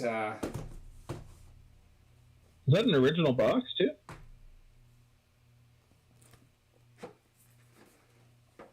Holy fuck! that's not all of them, but that's most of them. Like when I say I kept my decks, I kept my decks. How many cards do you have before? Huh? How many cards did I get rid of? About Yeah. 15,000. How many thousand? 15. If I can ask, how much was that worth? You can ask. I don't want to get into that.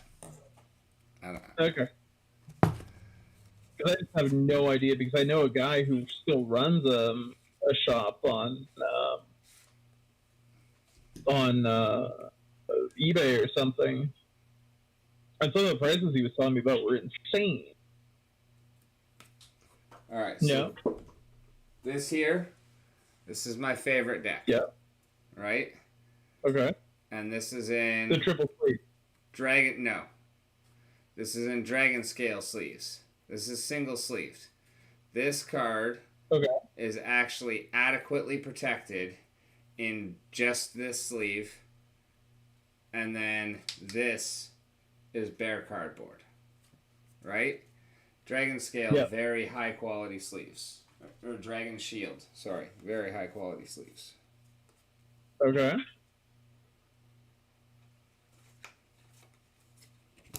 So that is a single sleeve deck.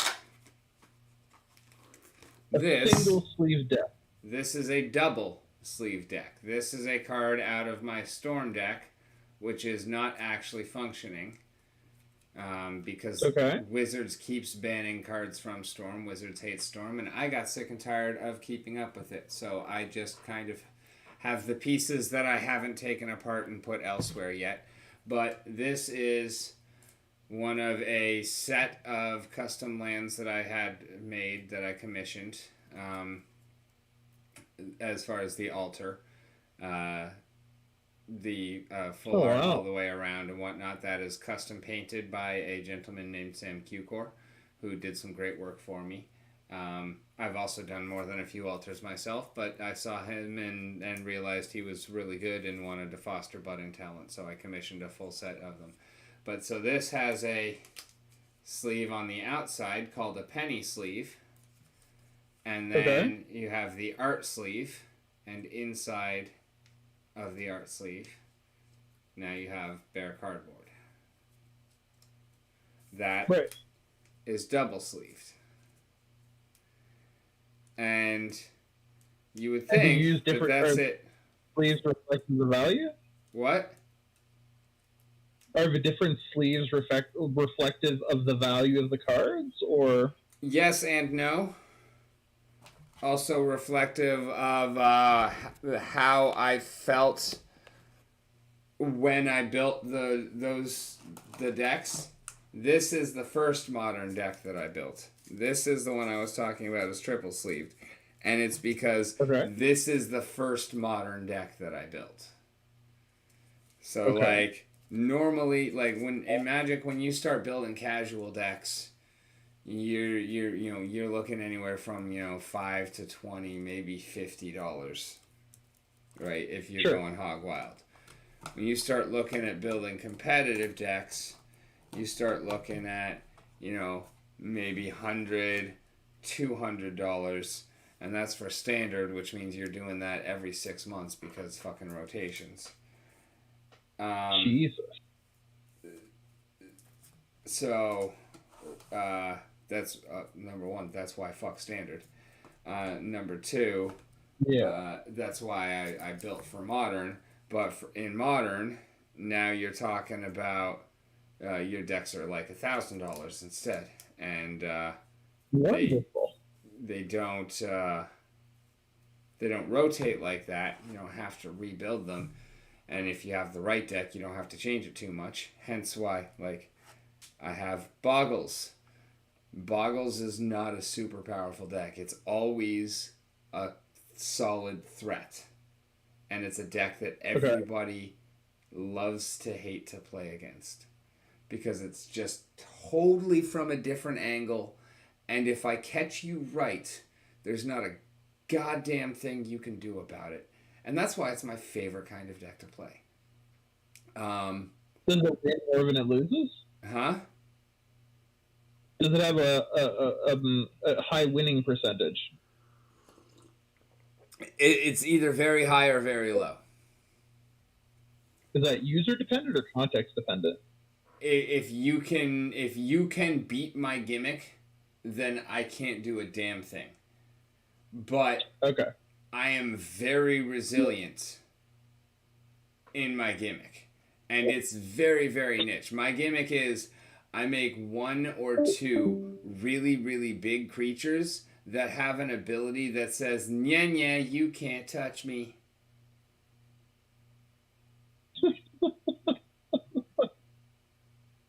I like that. Only when I say really big, I mean I swing at you with a 11/11 flying hexproof double strike, vigilance, life leech, trample. Oh man, I completely forgot about this stuff. Yeah. Yeah, like, and on turn 6. Oh wow. Man, I remember playing with my Magic deck back in the day. I had like just the bare minimum amount of cards. I had like one card that was worth $4, which is a really big deal when you're in 5th grade. Alright, so this is actually the card that the deck is named after. Slippery Boggle. So you notice I just took off the penny sleeve. Now Yeah. I'll pop it up out of the art sleeve. Now, important to note that this is actually a limited edition Magic the Gathering City of Brass sleeve. So this is an official limited sleeve upper deck, which is decent quality. Oh, like the hockey cards. Okay. Because it is limited edition, and that's why the sleeves match the box, I wanted to protect those. That's why it got the outer sleeve, but I also wanted to double sleeve my Boggles first. Yeah. So this is bare cardboard, and that is a Boggle. Oh, I see. And he is either 1 blue mana or 1 green mana. He is a 1/1 with hexproof. And so that's actually it doesn't say hexproof on the card. It says slippery boggle can't be the target of spells or abilities your opponents control. So tell me this. That is very wide ranging. It is not all encompassing. If you have something that says deal 1 damage to all creatures, or all creatures your opponent controls, and my boggle is still 1/1, my boggle is dead. Yeah. If you have something that says destroy all creatures, I have answers for that, but if it hits, then it hits. Yeah.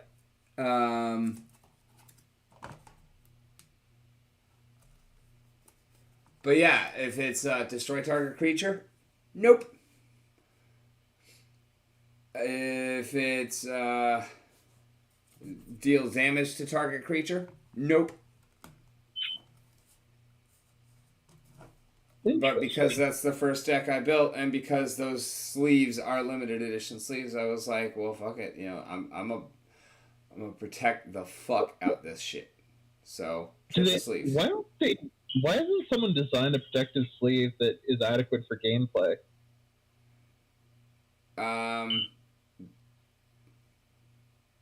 Build a better mousetrap, sir. Yeah. Well, they did build those easy removal ones. I mean, honestly, somebody did. Oh. I don't know if you have ever played with these sleeves before, but they are a treat. Dragon shields are fucking legit. Dragon shields are fucking legit. Are they pricey? Not quite twice as much as shitty Ultra Deck or Ultra Pro art sleeves. And aren't art sleeves like just pennies? No, not penny sleeves. Ultra Pro art sleeves are like $6-7. I probably higher than this because I haven't bought in a while, but probably $6 or $7. For 50 or 80 or 100, depending on what pack you're getting and okay, that's still reasonable. Yeah. Dragon shields are going to be more like $10 for 100, or $10 for 100. Okay. And they also have some pretty cool art on some of them. Oh yeah. But more importantly, look at this fall.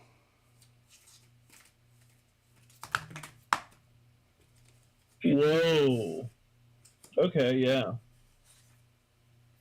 That seems pretty immaculate. Yeah. These things are amazing. Like, it's honestly a problem how easy they are to shuffle sometimes because I drop shit like that.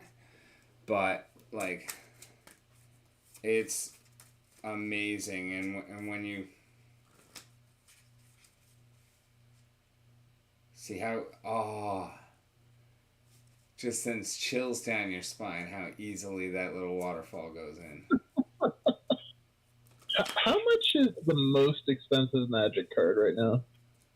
Alpha Black Lotus. Alpha Black Lotus, we're talking the original Black Lotus from the original series, right? Yes. And we're talking mint, right, I guess? Or there's no such thing as a 10 Alpha Black Lotus. Yeah, that's what I thought, yeah.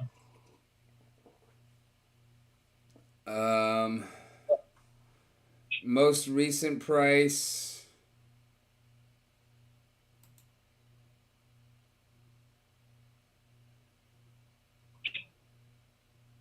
Wow.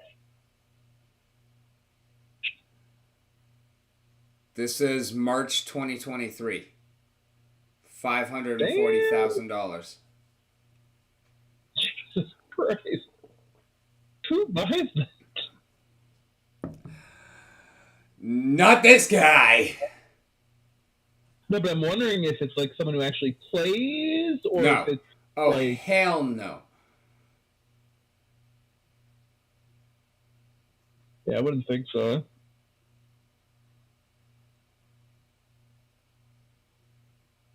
Oh yeah, so I can now officially announce that I am head of lore for Nevopengia. Oh, well, fucking That cool. Congrats. thanks. It's gonna be a lot of stuff to do. There is a request from Bob Carter in the chat to, what was that RS ripoff? If you go ahead and drop him the link. Oh yeah, one sec. It's on my other screen. It is start and play. Just drop it in the chat. There we go. I don't know if I have a referral or not, and I don't really care. So I'm probably never going to put a cent into it.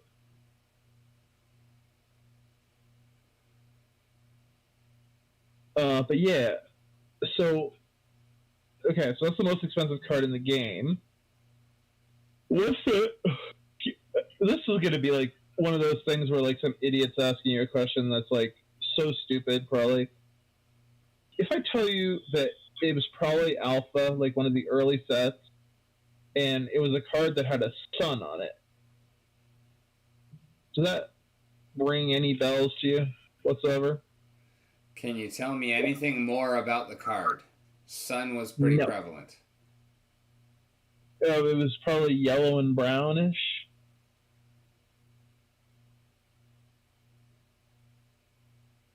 That was the card that I had that was worth $4.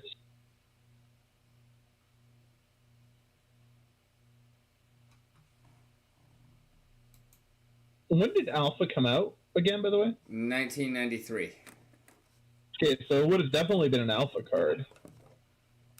Let me see. Is there like a directory of Alpha cards? There must be. I'm gonna look. I would recognize it on site.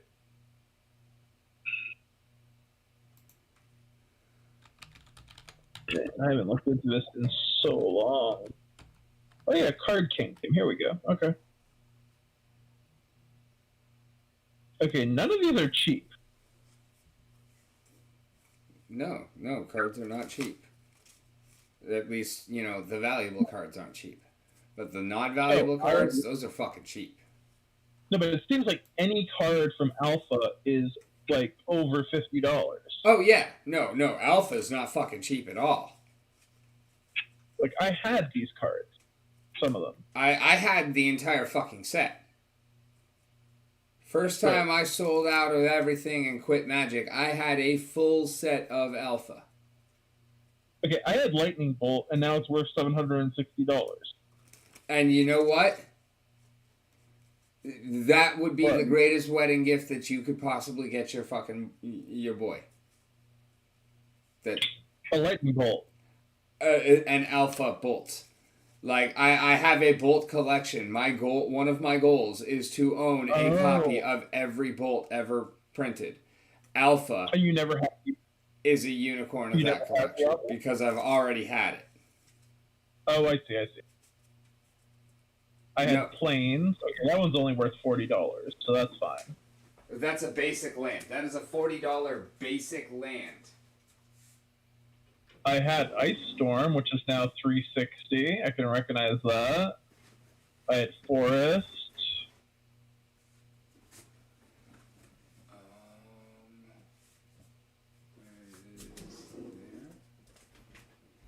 Plains, Forest, Terror.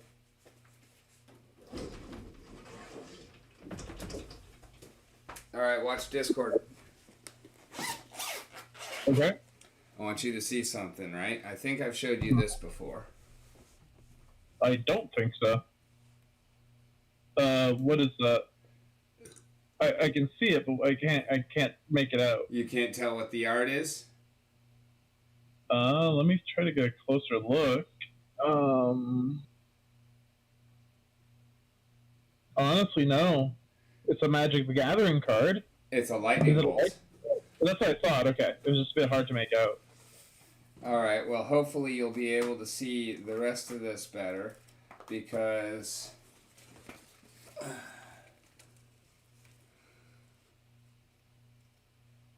Oh wow, that's dope. there's So, some collections that I held on to, like my Hydras. oh wow.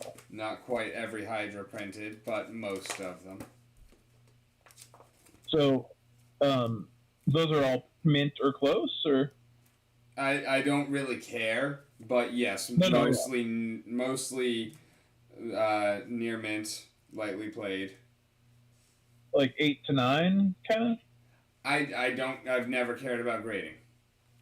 Card Okay. games are games for playing. Like I'm not Oh, collecting condition, I'm completely collecting agree. I collection. completely agree.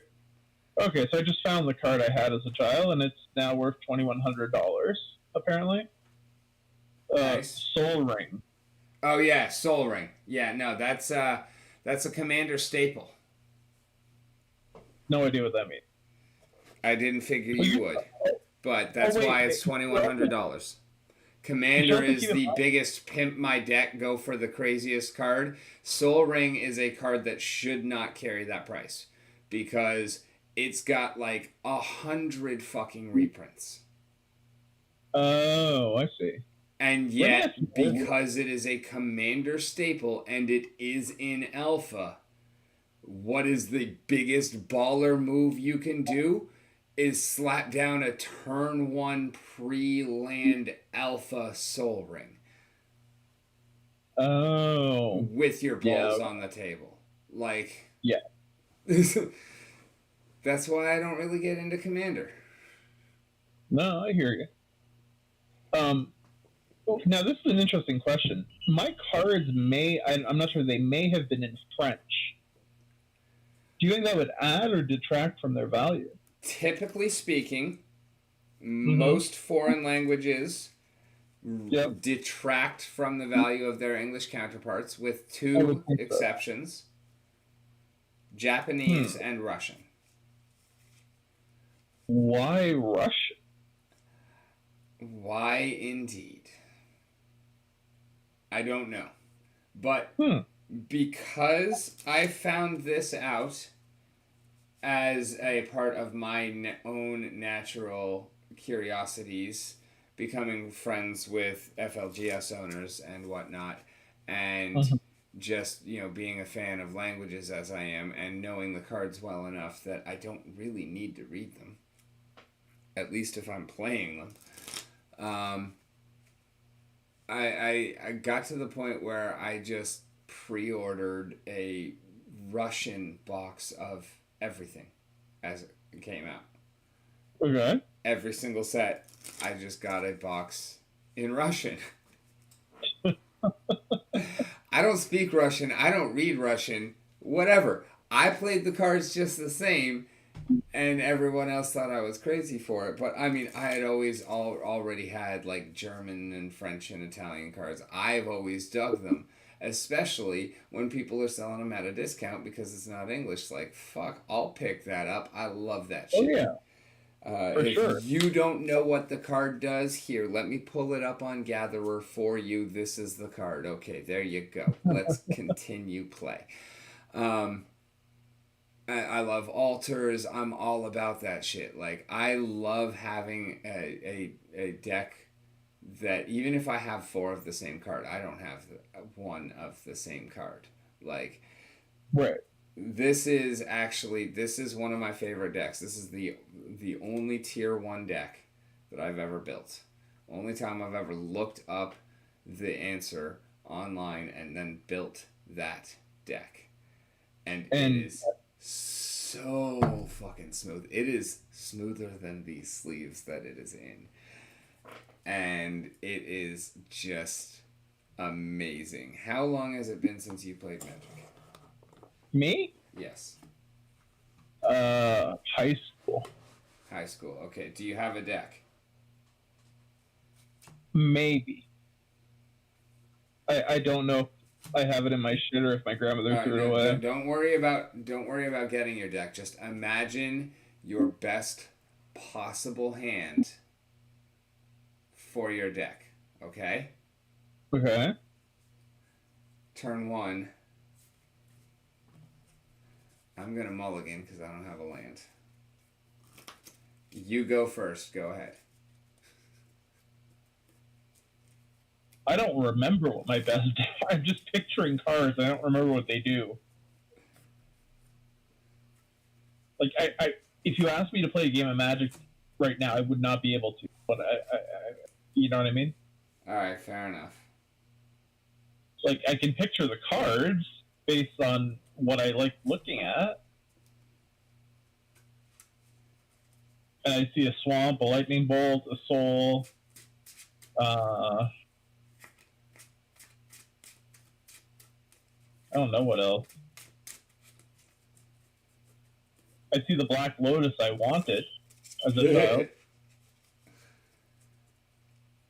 Yeah, I still can't believe that I actually got rid of a Black Lotus. And like, Oh, you had a Black Lotus?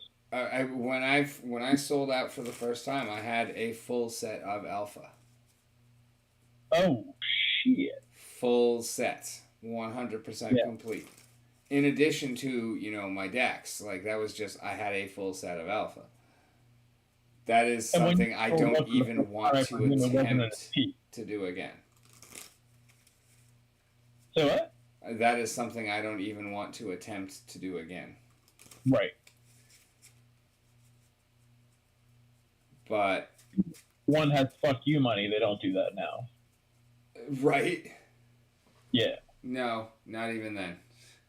Right. Not even then. I would rather buy more cards that I actually want to fucking play. Cause I mean I do want a couple alphas for the collection, but that's it. Like,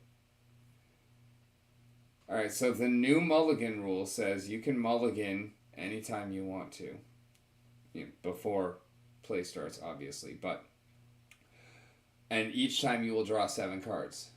When you decide to keep your hand for each time that you mulligan, which for me was twice, you have to take 1 card out of your hand and put it on the bottom of your deck. Okay. So I just went down to 5 cards in my hand.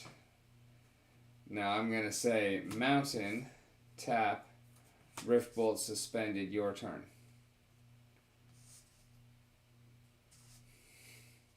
Yeah, I'm still lost. Just count damage, right? Okay. So you're starting at 20 life. Mm-hmm. So you pass your turn back to me. Probably did nothing on your first turn because usually that's how it goes. First thing that happens is my Mountain untaps.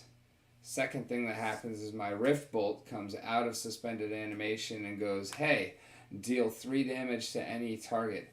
So I pick you and you're down to 17. And then I draw my card and it goes to my main phase and I play another Mountain. And now I tap a Mountain and I play Chain Lightning. So I hit you for 3 damage.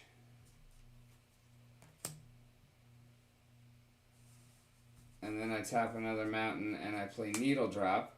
So because you've already taken damage this turn, I hit you for 1 more damage. Okay. And then I draw a card. And then I pass the turn.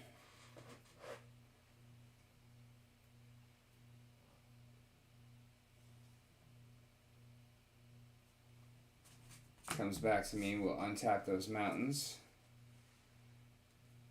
I'm going to tap those 2 Mountains. I'm going to play a Thermo Alchemist.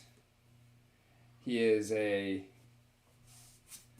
2-mana human defender with an ability that says tap. Thermo Alchemist deals 1 damage to each opponent. And another ability that says whenever you cast an instant or sorcery spell, untap Thermo Alchemist. And then I'll pass turn again.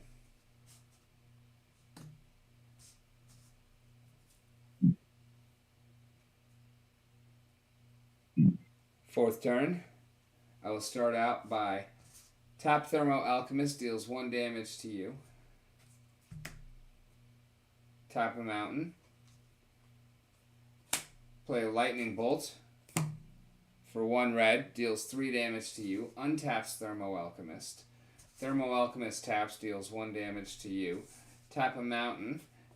Chain Lightning deals 3 damage to you. Untaps Thermo Alchemist. Pass the turn. I kind of feel that you're kicking my ass here. In your end step, when you pass the turn back to me, or earlier if you attempt to do anything to my Thermo Alchemist, or if I use my Thermo Alchemist to block your attack and he's going to die in response to that, at any of those points I'm going to tap Thermo Alchemist and deal 1 more damage to you before inevitably untap everything, draw a card. Then I will tap Thermo Alchemist, deal 1 damage to you, and then because you've taken damage, I can pay my 3 mana Skewer the Critics for 1 mana instead, which deals 3 damage to any target. So I'm going to target you for 3 more damage, untap Thermo Alchemist, tap Thermo Alchemist again, and then I hope you've got a blue permanent in play because I'm going to fucking destroy it so that I can untap Thermo Alchemist and then ping you for 1 more damage again. Welcome to turn 3. Say that again? Welcome to turn 3. Yeah. That was actually like turn 5, but, you know, it was a bit of a slow start. Normally, Thermo Alchemist hits the table on turn 2, and we're off to the races. Yikes.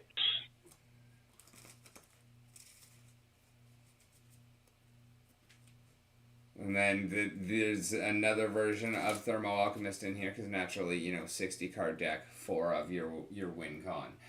Not great. So I can burn you out without him, but it's more difficult. But to help more with a little bit of stabilizing, like more passive damage, we also have a couple of copies of a curse in here, which will just passively deal 1 damage to you every upkeep.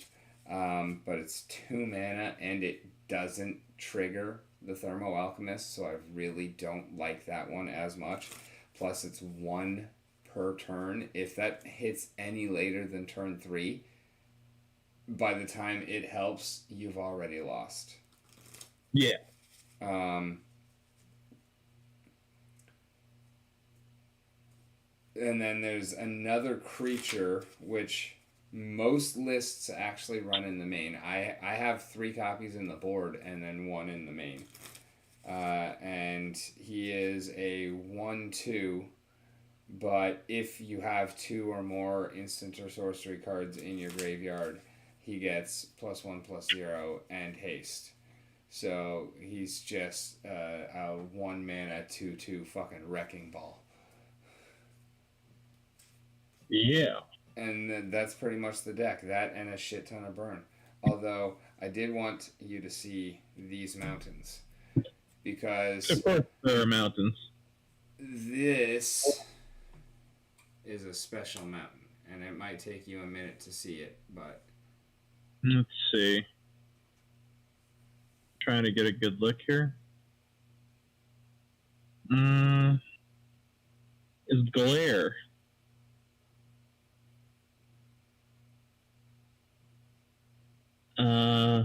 There's snow around it or something. Don't look at the art, look at the black. Okay. I see it. Is that a misprint or? That is a miscut. Terribly.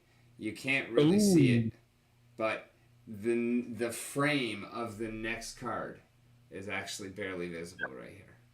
Yeah, I can see it actually. Now you mention it. And when I say that this is the first tier 1 deck I put together, I mean, like, all of the cards are all matching for, that strategic advantage. And when I say all the cards are all matching, I mean I have 18 mountains.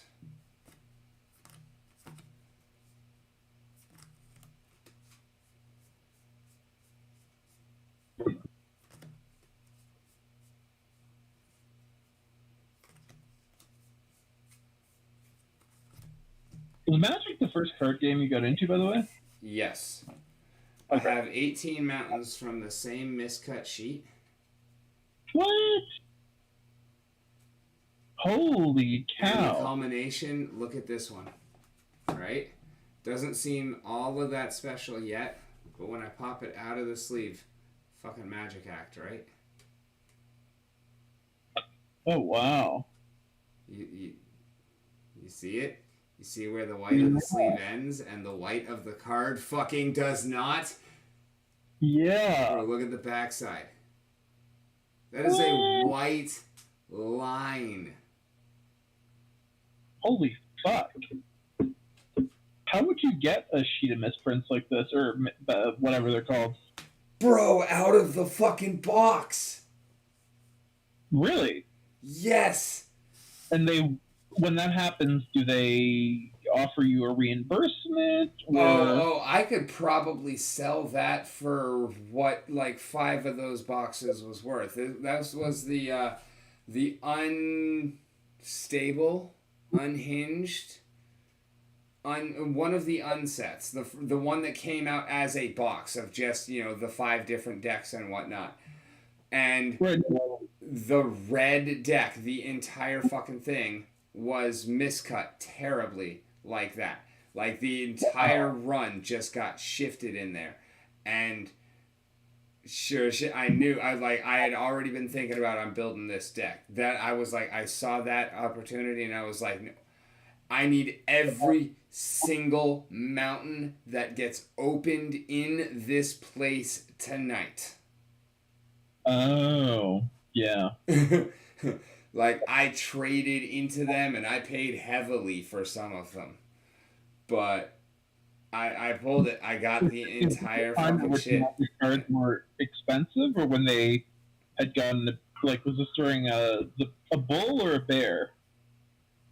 It didn't matter. It was they were open at that shop at that time, and everybody who was there knew exactly what was going to happen, that I was going to want them, and that I was going to get them, and that they were going to get what they wanted for them.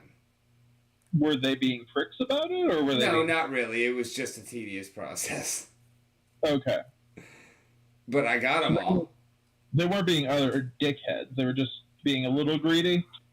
I mean, can you blame anybody, though? Like, you open something cool like that, you kind of want to keep it.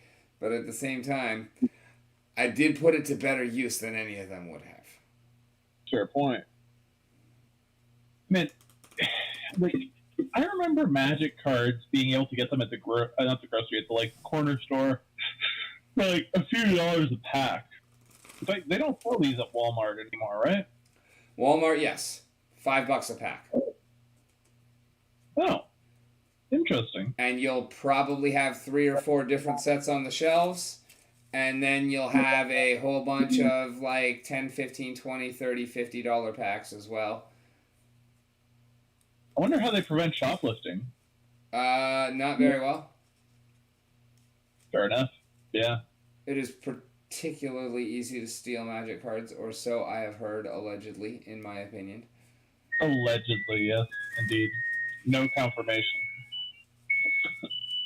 I need to go put the dryer back on for a little bit more time. Because the myth is if the clothes are not hot, we'll say they're not dry. Which I think is malarkey. Malarkey? Malarkey. Malarkey. Malarkey. I think that your pronunciation of malarkey is malarkey. So, I probably have a French influence in there. My formal schooling was indeed until university in French, you know. You're right. It did sound like your malarkey was surrendering. Oh, And the Quebecois would probably surrender in pretty much anything. To be honest with you, I'm so glad that I'm not living in Quebec anymore. So, what are your opinions of Quebec leaving Canada and becoming their own country? Well, when I lived there, I mean, it was against my rational self-interest because, I mean, Quebec is already a bit of a police state when it comes to language. I mean, I don't know if you knew this, but like, you can't have a sign on a store with English text unless it's half the size of the French text. You can't send your kids to English school unless you went to English school. And as soon as a generation of English schooling is skipped, it's perpetually lost. Businesses over, I think it's 10 people now, or it might be 25, have to conduct all their internal business in French or face stiff fines from the government. I mean, to me, that sounds dictatorial. And I'll be honest with you, now, like, I live in English Canada, I can tell you that there's a much greater sense of personal responsibility and accountability amongst people. In as much as people in like Quebec just have a tendency to like pass the fucking buck on everything, like especially with neighbors, bunch of shit. We're currently just like, like doubling down on being assholes and then being like, well, I think it's neighborly for you to let me do this shit. And I'm like, well, it's not very fucking neighborly of you to park your fucking car in front of my garage every day, you fucking asshole. Or Right? it's not very neighborly of you to fucking not check property lines when you're doing fucking street art in the alley and paint on my fucking pavers, you dickhead. Really? You thought my pavers were part of the city property? Okay, so why should I not call the cops on you for graffiti when you're refusing to clean up your own fucking mess, dickhead? So I'm kind of like, if Quebec wants to leave Canada, they're going to be so utterly fucked in terms of, like, I mean, I've always been a proponent of the idea that if Quebec wants to leave, okay, that's great. We'll do it on the basis of the original treaty terms. So they're going to basically get, like, 1/4 or 1/5 of Quebec's territory, and they can suck my fucking dick because we're going to have all the fucking, Canada's just going to take all the fucking electricity because Quebec doesn't hold sovereign control over the northern native lands, so they can suck my dick fucking twice, then take up the ass. I think that's my opinion on Quebec sovereignty. Now tell us how you really feel, and please don't hold back this time. They can do whatever the fuck they want, and I hope they get utterly fucked, these fucking sovereignists. But at the same time, the youth of Quebec is gradually shifting away from the generational stupidity of their parents, and native French speakers are like, of my generation, are really fucking pissed that their parents didn't want them to learn English because now, they don't speak it very well, or they speak it like this. Hello, my name is Pierre. I am from the Montreal. I like to watch the hockey, and I like to eat the pussy of my girlfriend while she shoves a finger up my ass. Yeah, basically. You do have adult content on, right? What's that? You do have the adult filter on, I presume? Yeah, I think, okay. Usually. And that's probably the most vile shit I've ever said on stream, to be honest with you. And it's on yours. But yeah, let them separate, man. You fuck around and find out is my philosophy. Yeah, yeah. I can understand that. They can choke on my dick. Like, I don't give a shit. That shithole fucking province with its fucking 47% tax rate can just fuck right off. and I'll go visit and I'll eat in its lovely restaurants every once in a while, and never ever pay a fucking cent of tax to those cock sucking pieces of shit again. So on a lighter note, check out my rewards for today. Oh wow. Is that the bosses did that? Yep. Damn, dude. I need to set this thing up. Maybe I'm coming on your stream tomorrow, right? To set up Nova Pangea with you. Is that right? I thought we'll do Metro. Oh, I'm having an AMA with Metro tomorrow at while you're at work. I thought it was Novo. I mean, I don't mind doing Metro again, obviously. But I told Creati that we were doing Novo on your stream tomorrow, and he said he might show up in the chat. Should I untell him, or should we do Novo? No, we'll do Novo. That's fine. I mean, he's not going to show up for sure. It's just I was really under the impression you were doing Novo. So, no, we'll do Novo. It's good. It's good. It's good. It's okay. good. It's good. I mean, we could also do both too, because Novo. No, probably I'm won't going to take save that Metro long. for next week.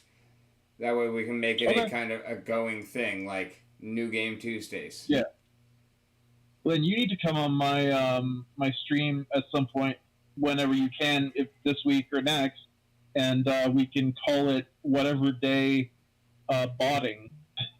Because I'll be honest with you, I have not played Splinterlands in probably 2 months now,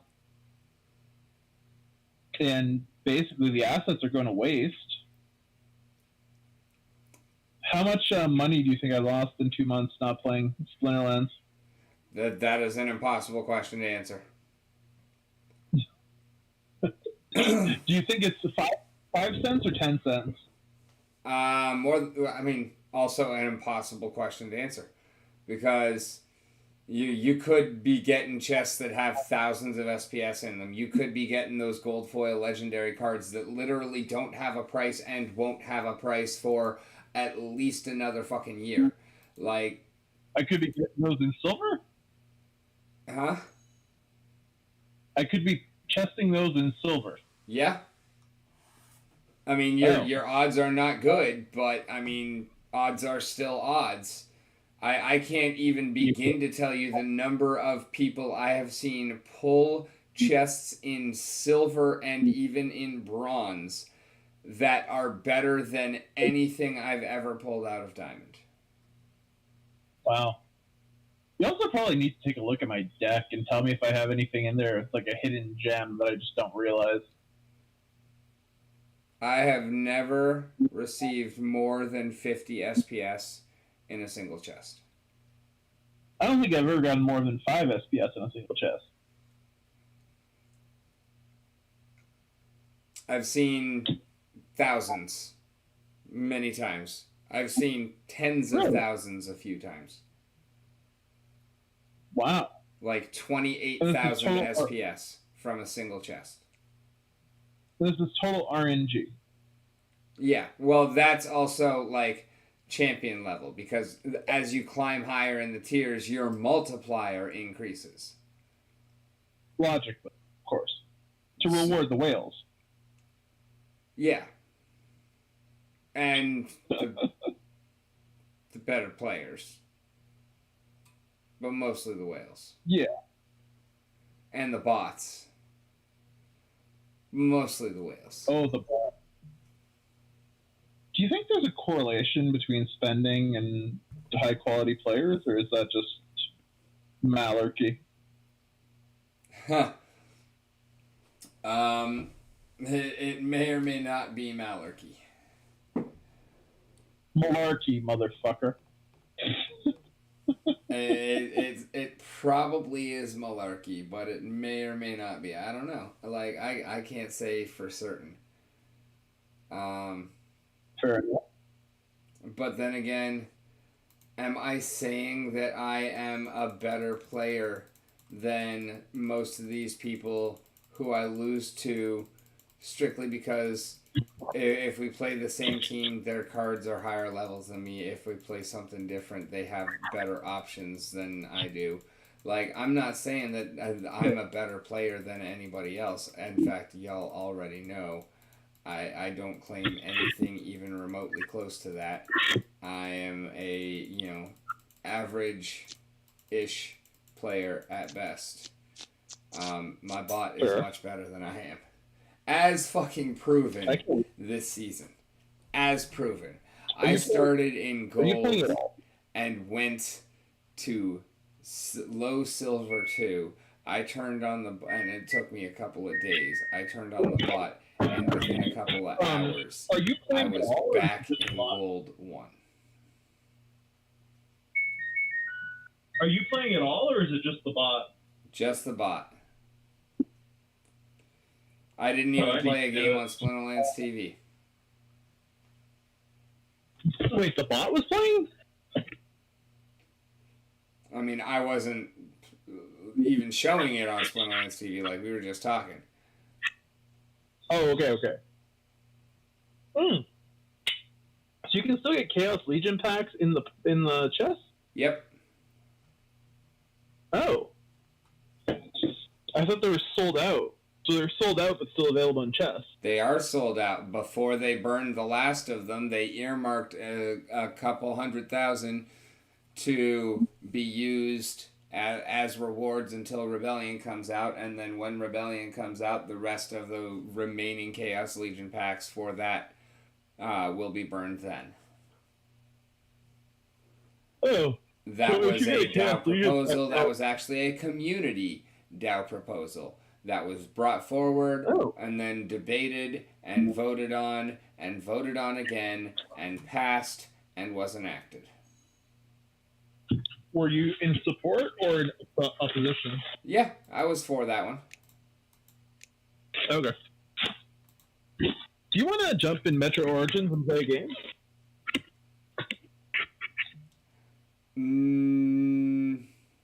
No.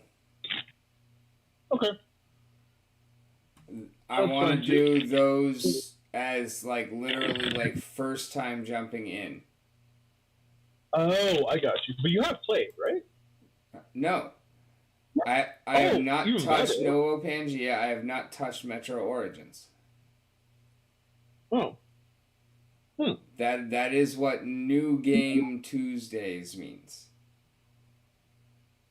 Oh, so it's literally like immersion. Okay. Man, sunflower seeds are fucking addictive. Yes. Especially when they're still in the fucking shell. They're only good when they're still in the shell. Other than that, they're only good on a salad. I've never had them outside the shell unless they're on a salad. See? Mm-hmm. Speaking of Splinterlands TV, are you on tonight? Huh? Are you on Splinterlands TV tonight? No. That was last night. So what happened? Oh. Was the new gig made you, like, change your schedule at all, or?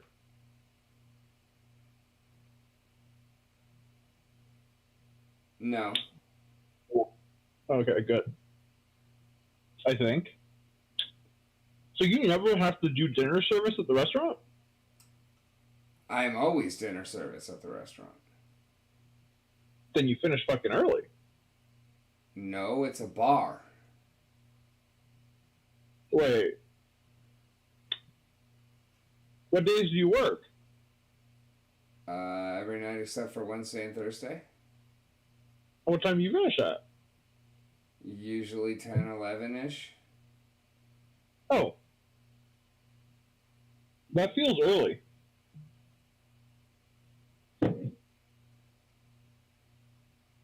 By, like, Montreal standards.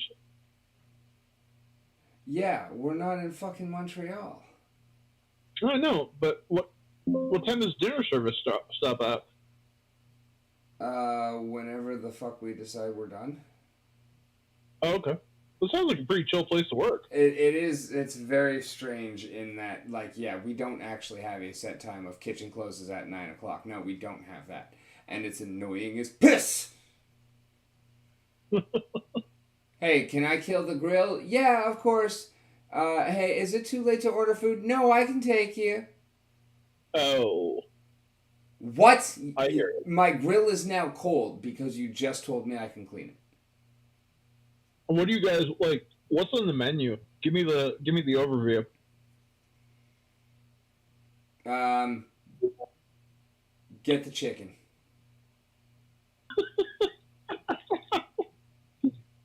Which Get the cut? chicken or the fish. Either way, like it's fresh breaded and then fried, or like we get like 40 pounds of chicken at a time, and we Wow, cut it up and we marinate it like 40 pounds of chicken breast, nice. and we just cut it up and we marinate it, and like that's our strips. So if you're getting fried chicken strips, it's those and then breaded and fried. If you're getting grilled, any grilled chicken, it's those on the grill. If it's blackened, it's those with the blackening seasoning. Blackening seasoning is amazing, but what you want is the smack your mama sauce. Slap Yo Mama. I know Slap Yo Mama sauce. We have that in Canada. You probably don't have the same exact thing. It's it's a good recipe. That's all I'm gonna say. I'm sure there's many versions of it are out, just like Mojo. You know, no, I've never seen Mojo anywhere else that is like Mojo, like when I was introduced to Mojo over in Okinawa. But I gotcha. it's all good. But what you want is the smack your mama sauce, and you want that with some Carolina barbecue. What side should I be getting? Uh, that's up to you. Do you like fries? Only if they're like real fries, like not out of the bag, like Gotcha. fresh cut.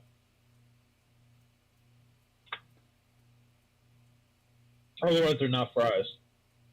Yeah. Salad. Fuck that shit. I'll get the frozen fries over the fucking salad. Honestly, Yeah. like we got crinkle cut fries. I'm just not a fan of crinkle cut fries. We do have Me a good neither. seasoning blend for them, but I'm just not a fan of crinkle cut. I'll be honest with you, and sorry, chat. Crinkle cut fries are as dry as a nun's pussy.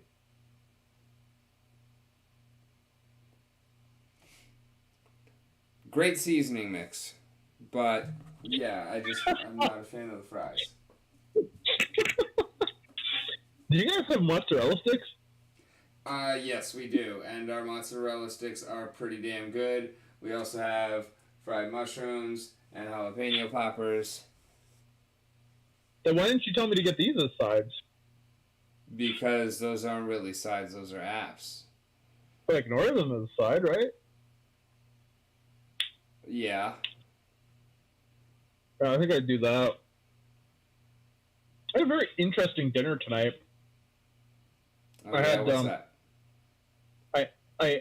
You know those, you have those meal boxes in the U.S., right? Like where you get all the ingredients and shit, like portion meal.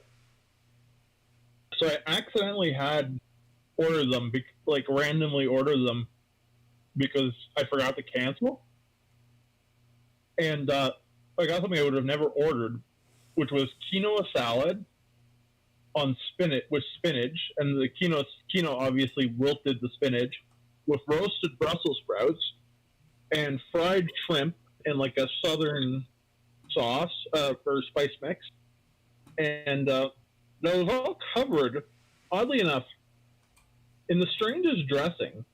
There was water, olive oil, sour cream, and a little bit of the spice mix. It was actually really good. Interesting. It's a very strange dressing. You're Like, a very strange dressing. Would you ever combine sour cream and olive oil? I really don't tend to think of sour cream, so Right. But This was like the carb-wise shit, Yeah. which I would never order. Although it was really good. But, Maris doesn't eat shrimp, so I ate a pound of shrimp. Oh, you want to hear a good one? I don't know if I told you. You ever heard of that streamer Kush Dubs? Yeah. He got caught multi-accounting on DGen Stream Live. And then he said it was his mother's account.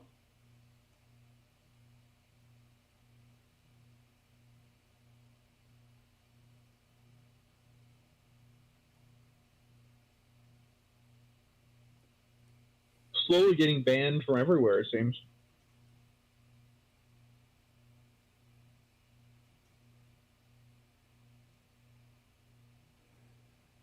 Yeah, I thought he was one of the good ones, but oh well. Say what? I said, yeah, I thought he was one of the good ones, but oh well. Oh, God, no. Goodness, no. No. It's weird. The more I get into the streaming game, the less. No, I wouldn't put it that way. I don't know how I'd put it. The more, the less the fewer streams I want to watch. You ever feel that way?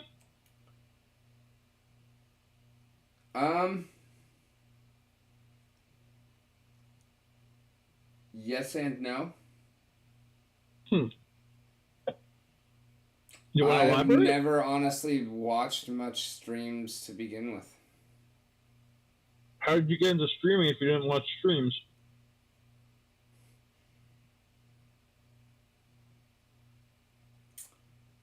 Because I like a platform. Okay. That's a good reason. It was more about like I can put something out there. I can do this. I can be entertaining. Let's have some fun. Like if it goes somewhere cool, if it doesn't, oh well. I'm gonna be gaming anyways. So let's just. That's what I told myself. Let's share it with somebody. Yeah. And that's exactly how it started. And Kush Dubs was honestly there pretty fucking early. When was that? It's been a little over a year now. January would have been a year. When was the last time you saw him? It's been a while. You know why? Because he got banned. Because he's multi-accounting. No, that was just like last week. But it's because he turned into a dickhead at some point. To be honest with you. But I'm not disagreeing with you. I was simply relaying my experience and saying it sucks. Oh no, I know. Don't worry, dude. I'm talking off the cuff right now. To be honest with you, no pun intended. It's a strange world out there. When someone gets caught multi-accounting on stream and says it's their mother's account, I'm like, okay. Well, you know what Jim Morrison said. No. People are stupid when they are breathing. Humans are worthless if they're alive. Yeah. That's not how it went. You know what the Pogue said? That was my version. That's my version. I know, but I know that he shit in the woods. True. The Cadillac rode by the house and the Yanks, they were within. Of a tinker, boys, they hissed advice, put wire her with a pin. And they turned and shook as they had a look in the room where the dead man lay. Till big Jim Dwyer made his last trip to the shores where his fathers lay. I could go on, but I think I would probably make your viewership drop to zero. I think we're already pretty close there too. Are we? Well, you're there, and Bob Carr is there, and Oh, hey, Bupker. if there's Rick, anybody that new else, game. feel free to say hello or good luck on your Rick's like, pack or something like that. Come on, show me a gold foil wraith. I just need one more to have my first ever max gold foil legendary. let's go for a race. Or something like Rick can sell to buy a goal for a race. Or are those still soulbound? No, those are not soulbound. Okay. And I mean, fluctuations is probably not super correct, but $120 ish. Sure. What is Bob Carr saying about Rick, that new game? 1 million is worth 200 Hive, not 20 like Starbits? That's in relation to the fake Rising Star. And my response to that is, yeah, for now. If it's a clone of Rising Star, then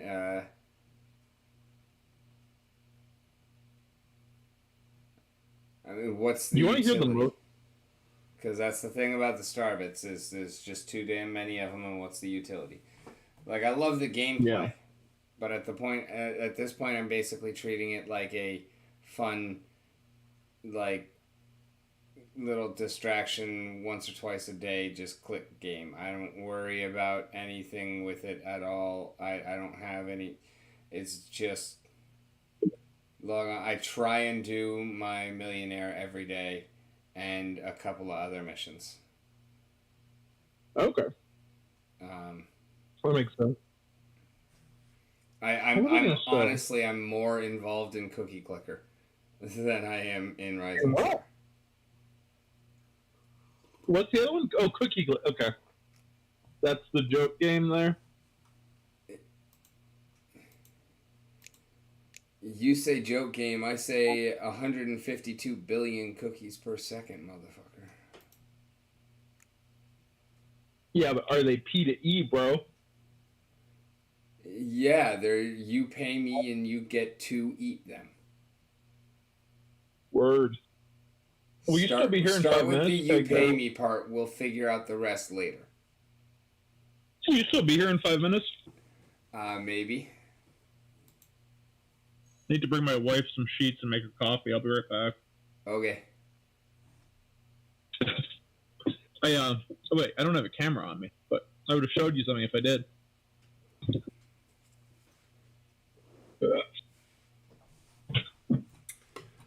All right, show me that gold for your Grandmaster race. Show me that gold for your Grandmaster race.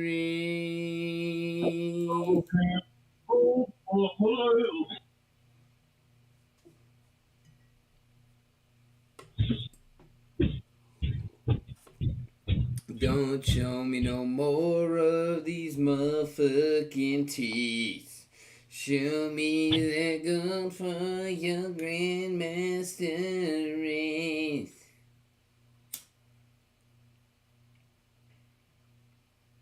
We're over 1,000 alchemy potions. Over a fucking 1,000.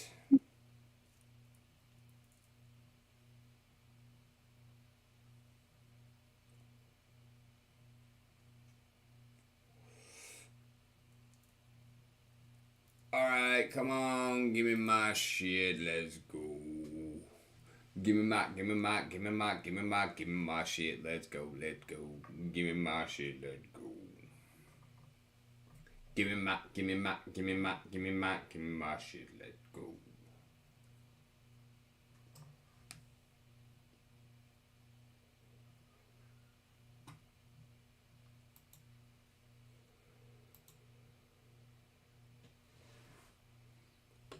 We're gonna open them both together. We're gonna open them both together.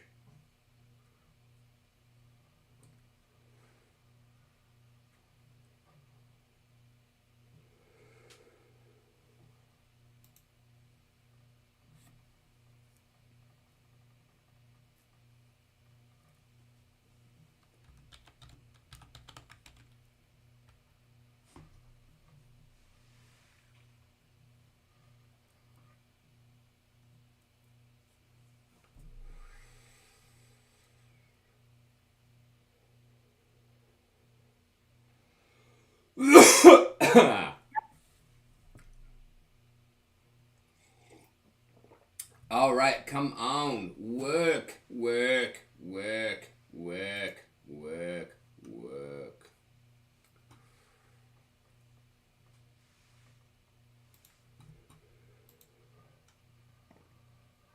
All right, we're gonna start running through the faucets, faucets, faucets.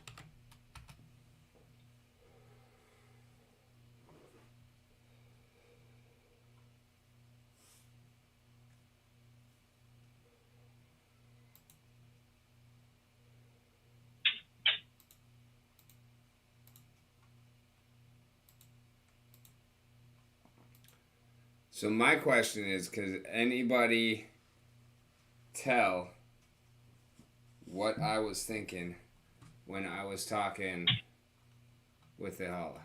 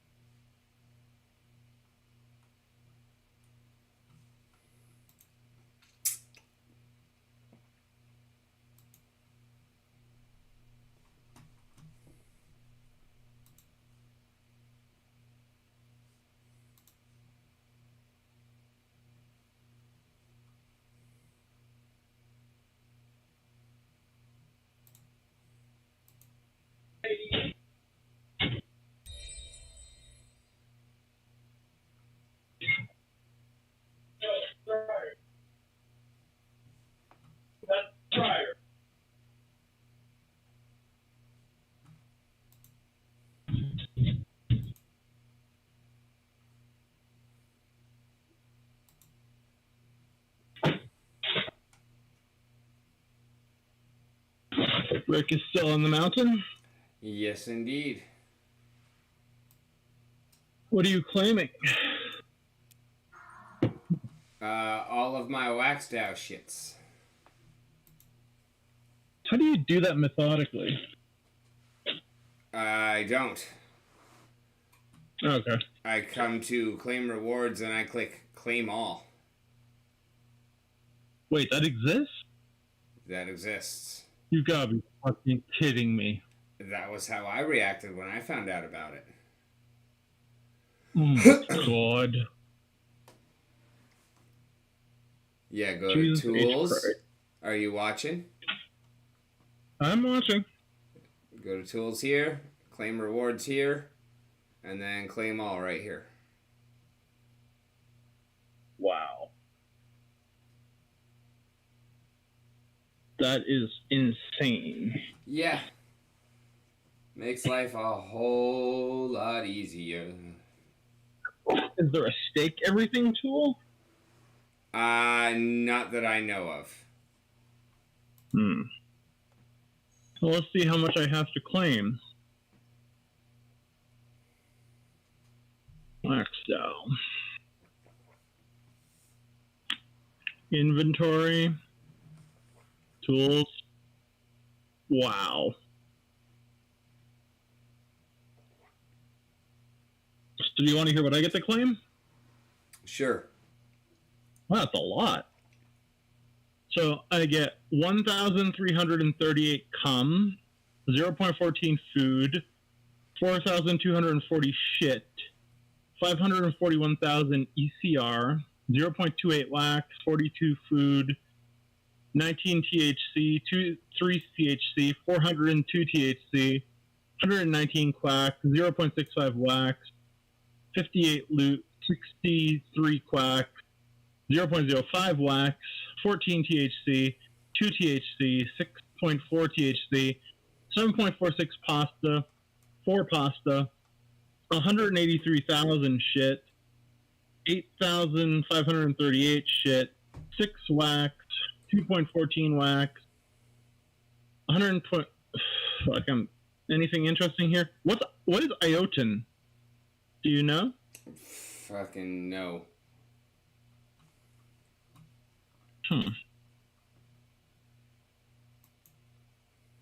Well, AI art by Mount Doomy's farm pays well. What about BMC? Do you know that coin? No.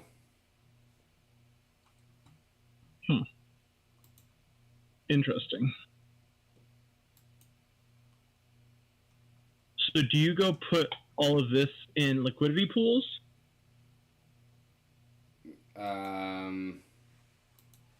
Yeah, probably. Assertion failure with message. You don't have an open row for Planet X Meta 1 Farms reward. Alright, so go down to that one. Yep. And click claim on just it. Oh, okay.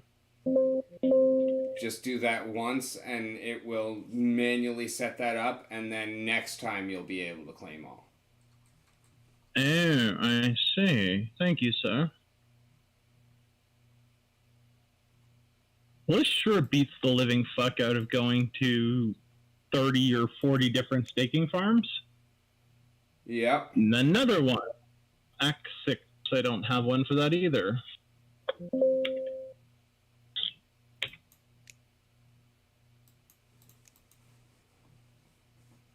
Is it possible that's because I don't have these tokens already in my wallet? It is not only possible, it is guaranteed. That is exactly what that error means. And in the future, since I have a row open, they'll just claim them automatically? Yep. Oh. My rewards have been claimed. Lovely.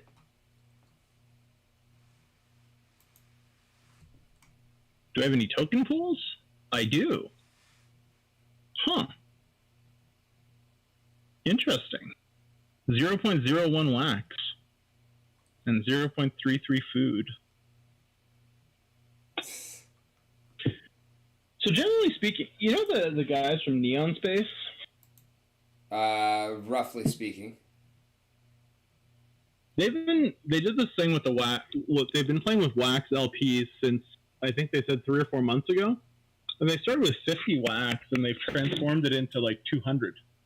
Jesus. Yeah. Well done, guys. I think they put a lot of effort into it, though. I'm sure. They go to the really high APR farms on Taco Decks.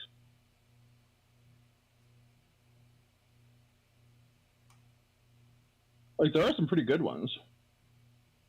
And some really bad ones.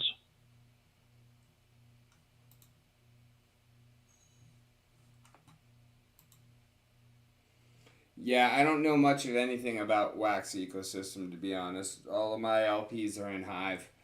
The only Wax ones I got are actually coming up. Right, meow. Oh, let's see.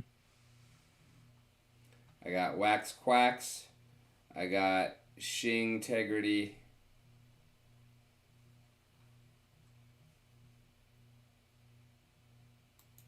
Wait, you only use Alcor?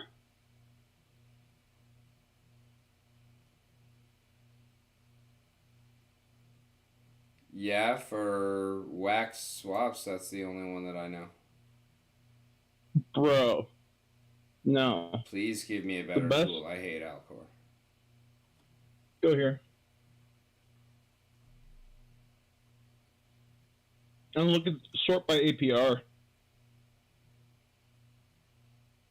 But I don't have any taco. You don't need taco.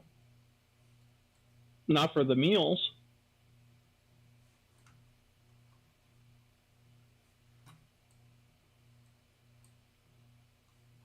Search for the ones you have.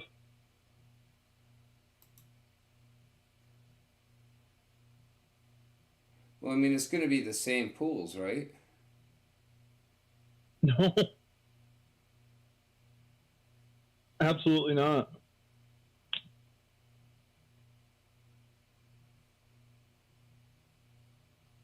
Like, I'm putting some of what I just got over there.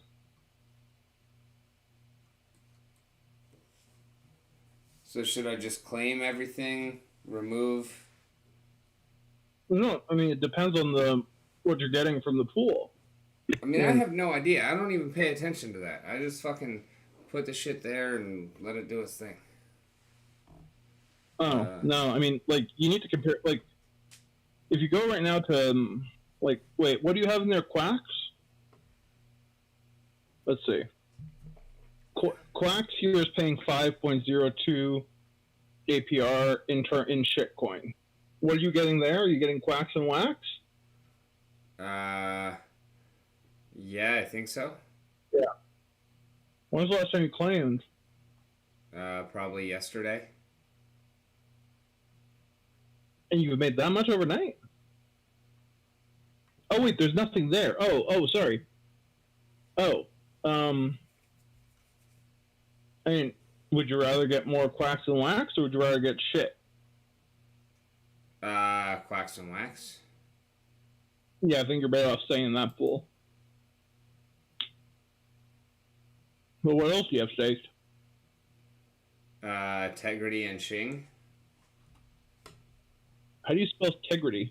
TGRD.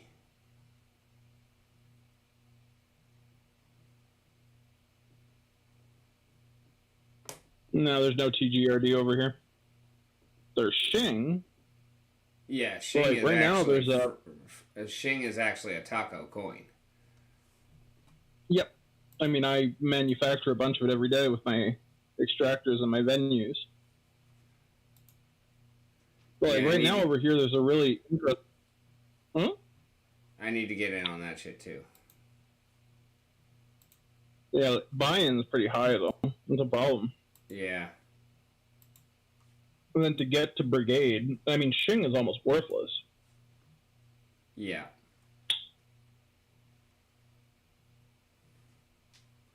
I mean, the only reason I hold those assets is for when the bull comes.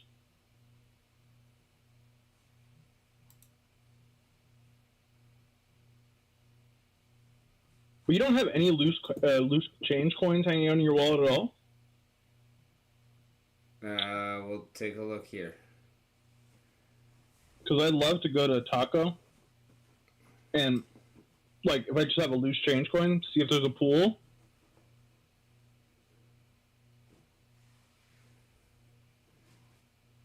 Yeah, like this taco.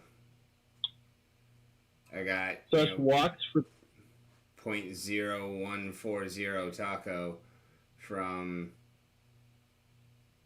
Nifty for some reason. Okay. And I just staked it against Wax in the pool. I mean, here you could stake it for a bunch of different tokens. You can stake taco to earn taco, stake taco to earn NFTV, to earn TLM, to earn wax. And No, I mean 0.014 is what I've got.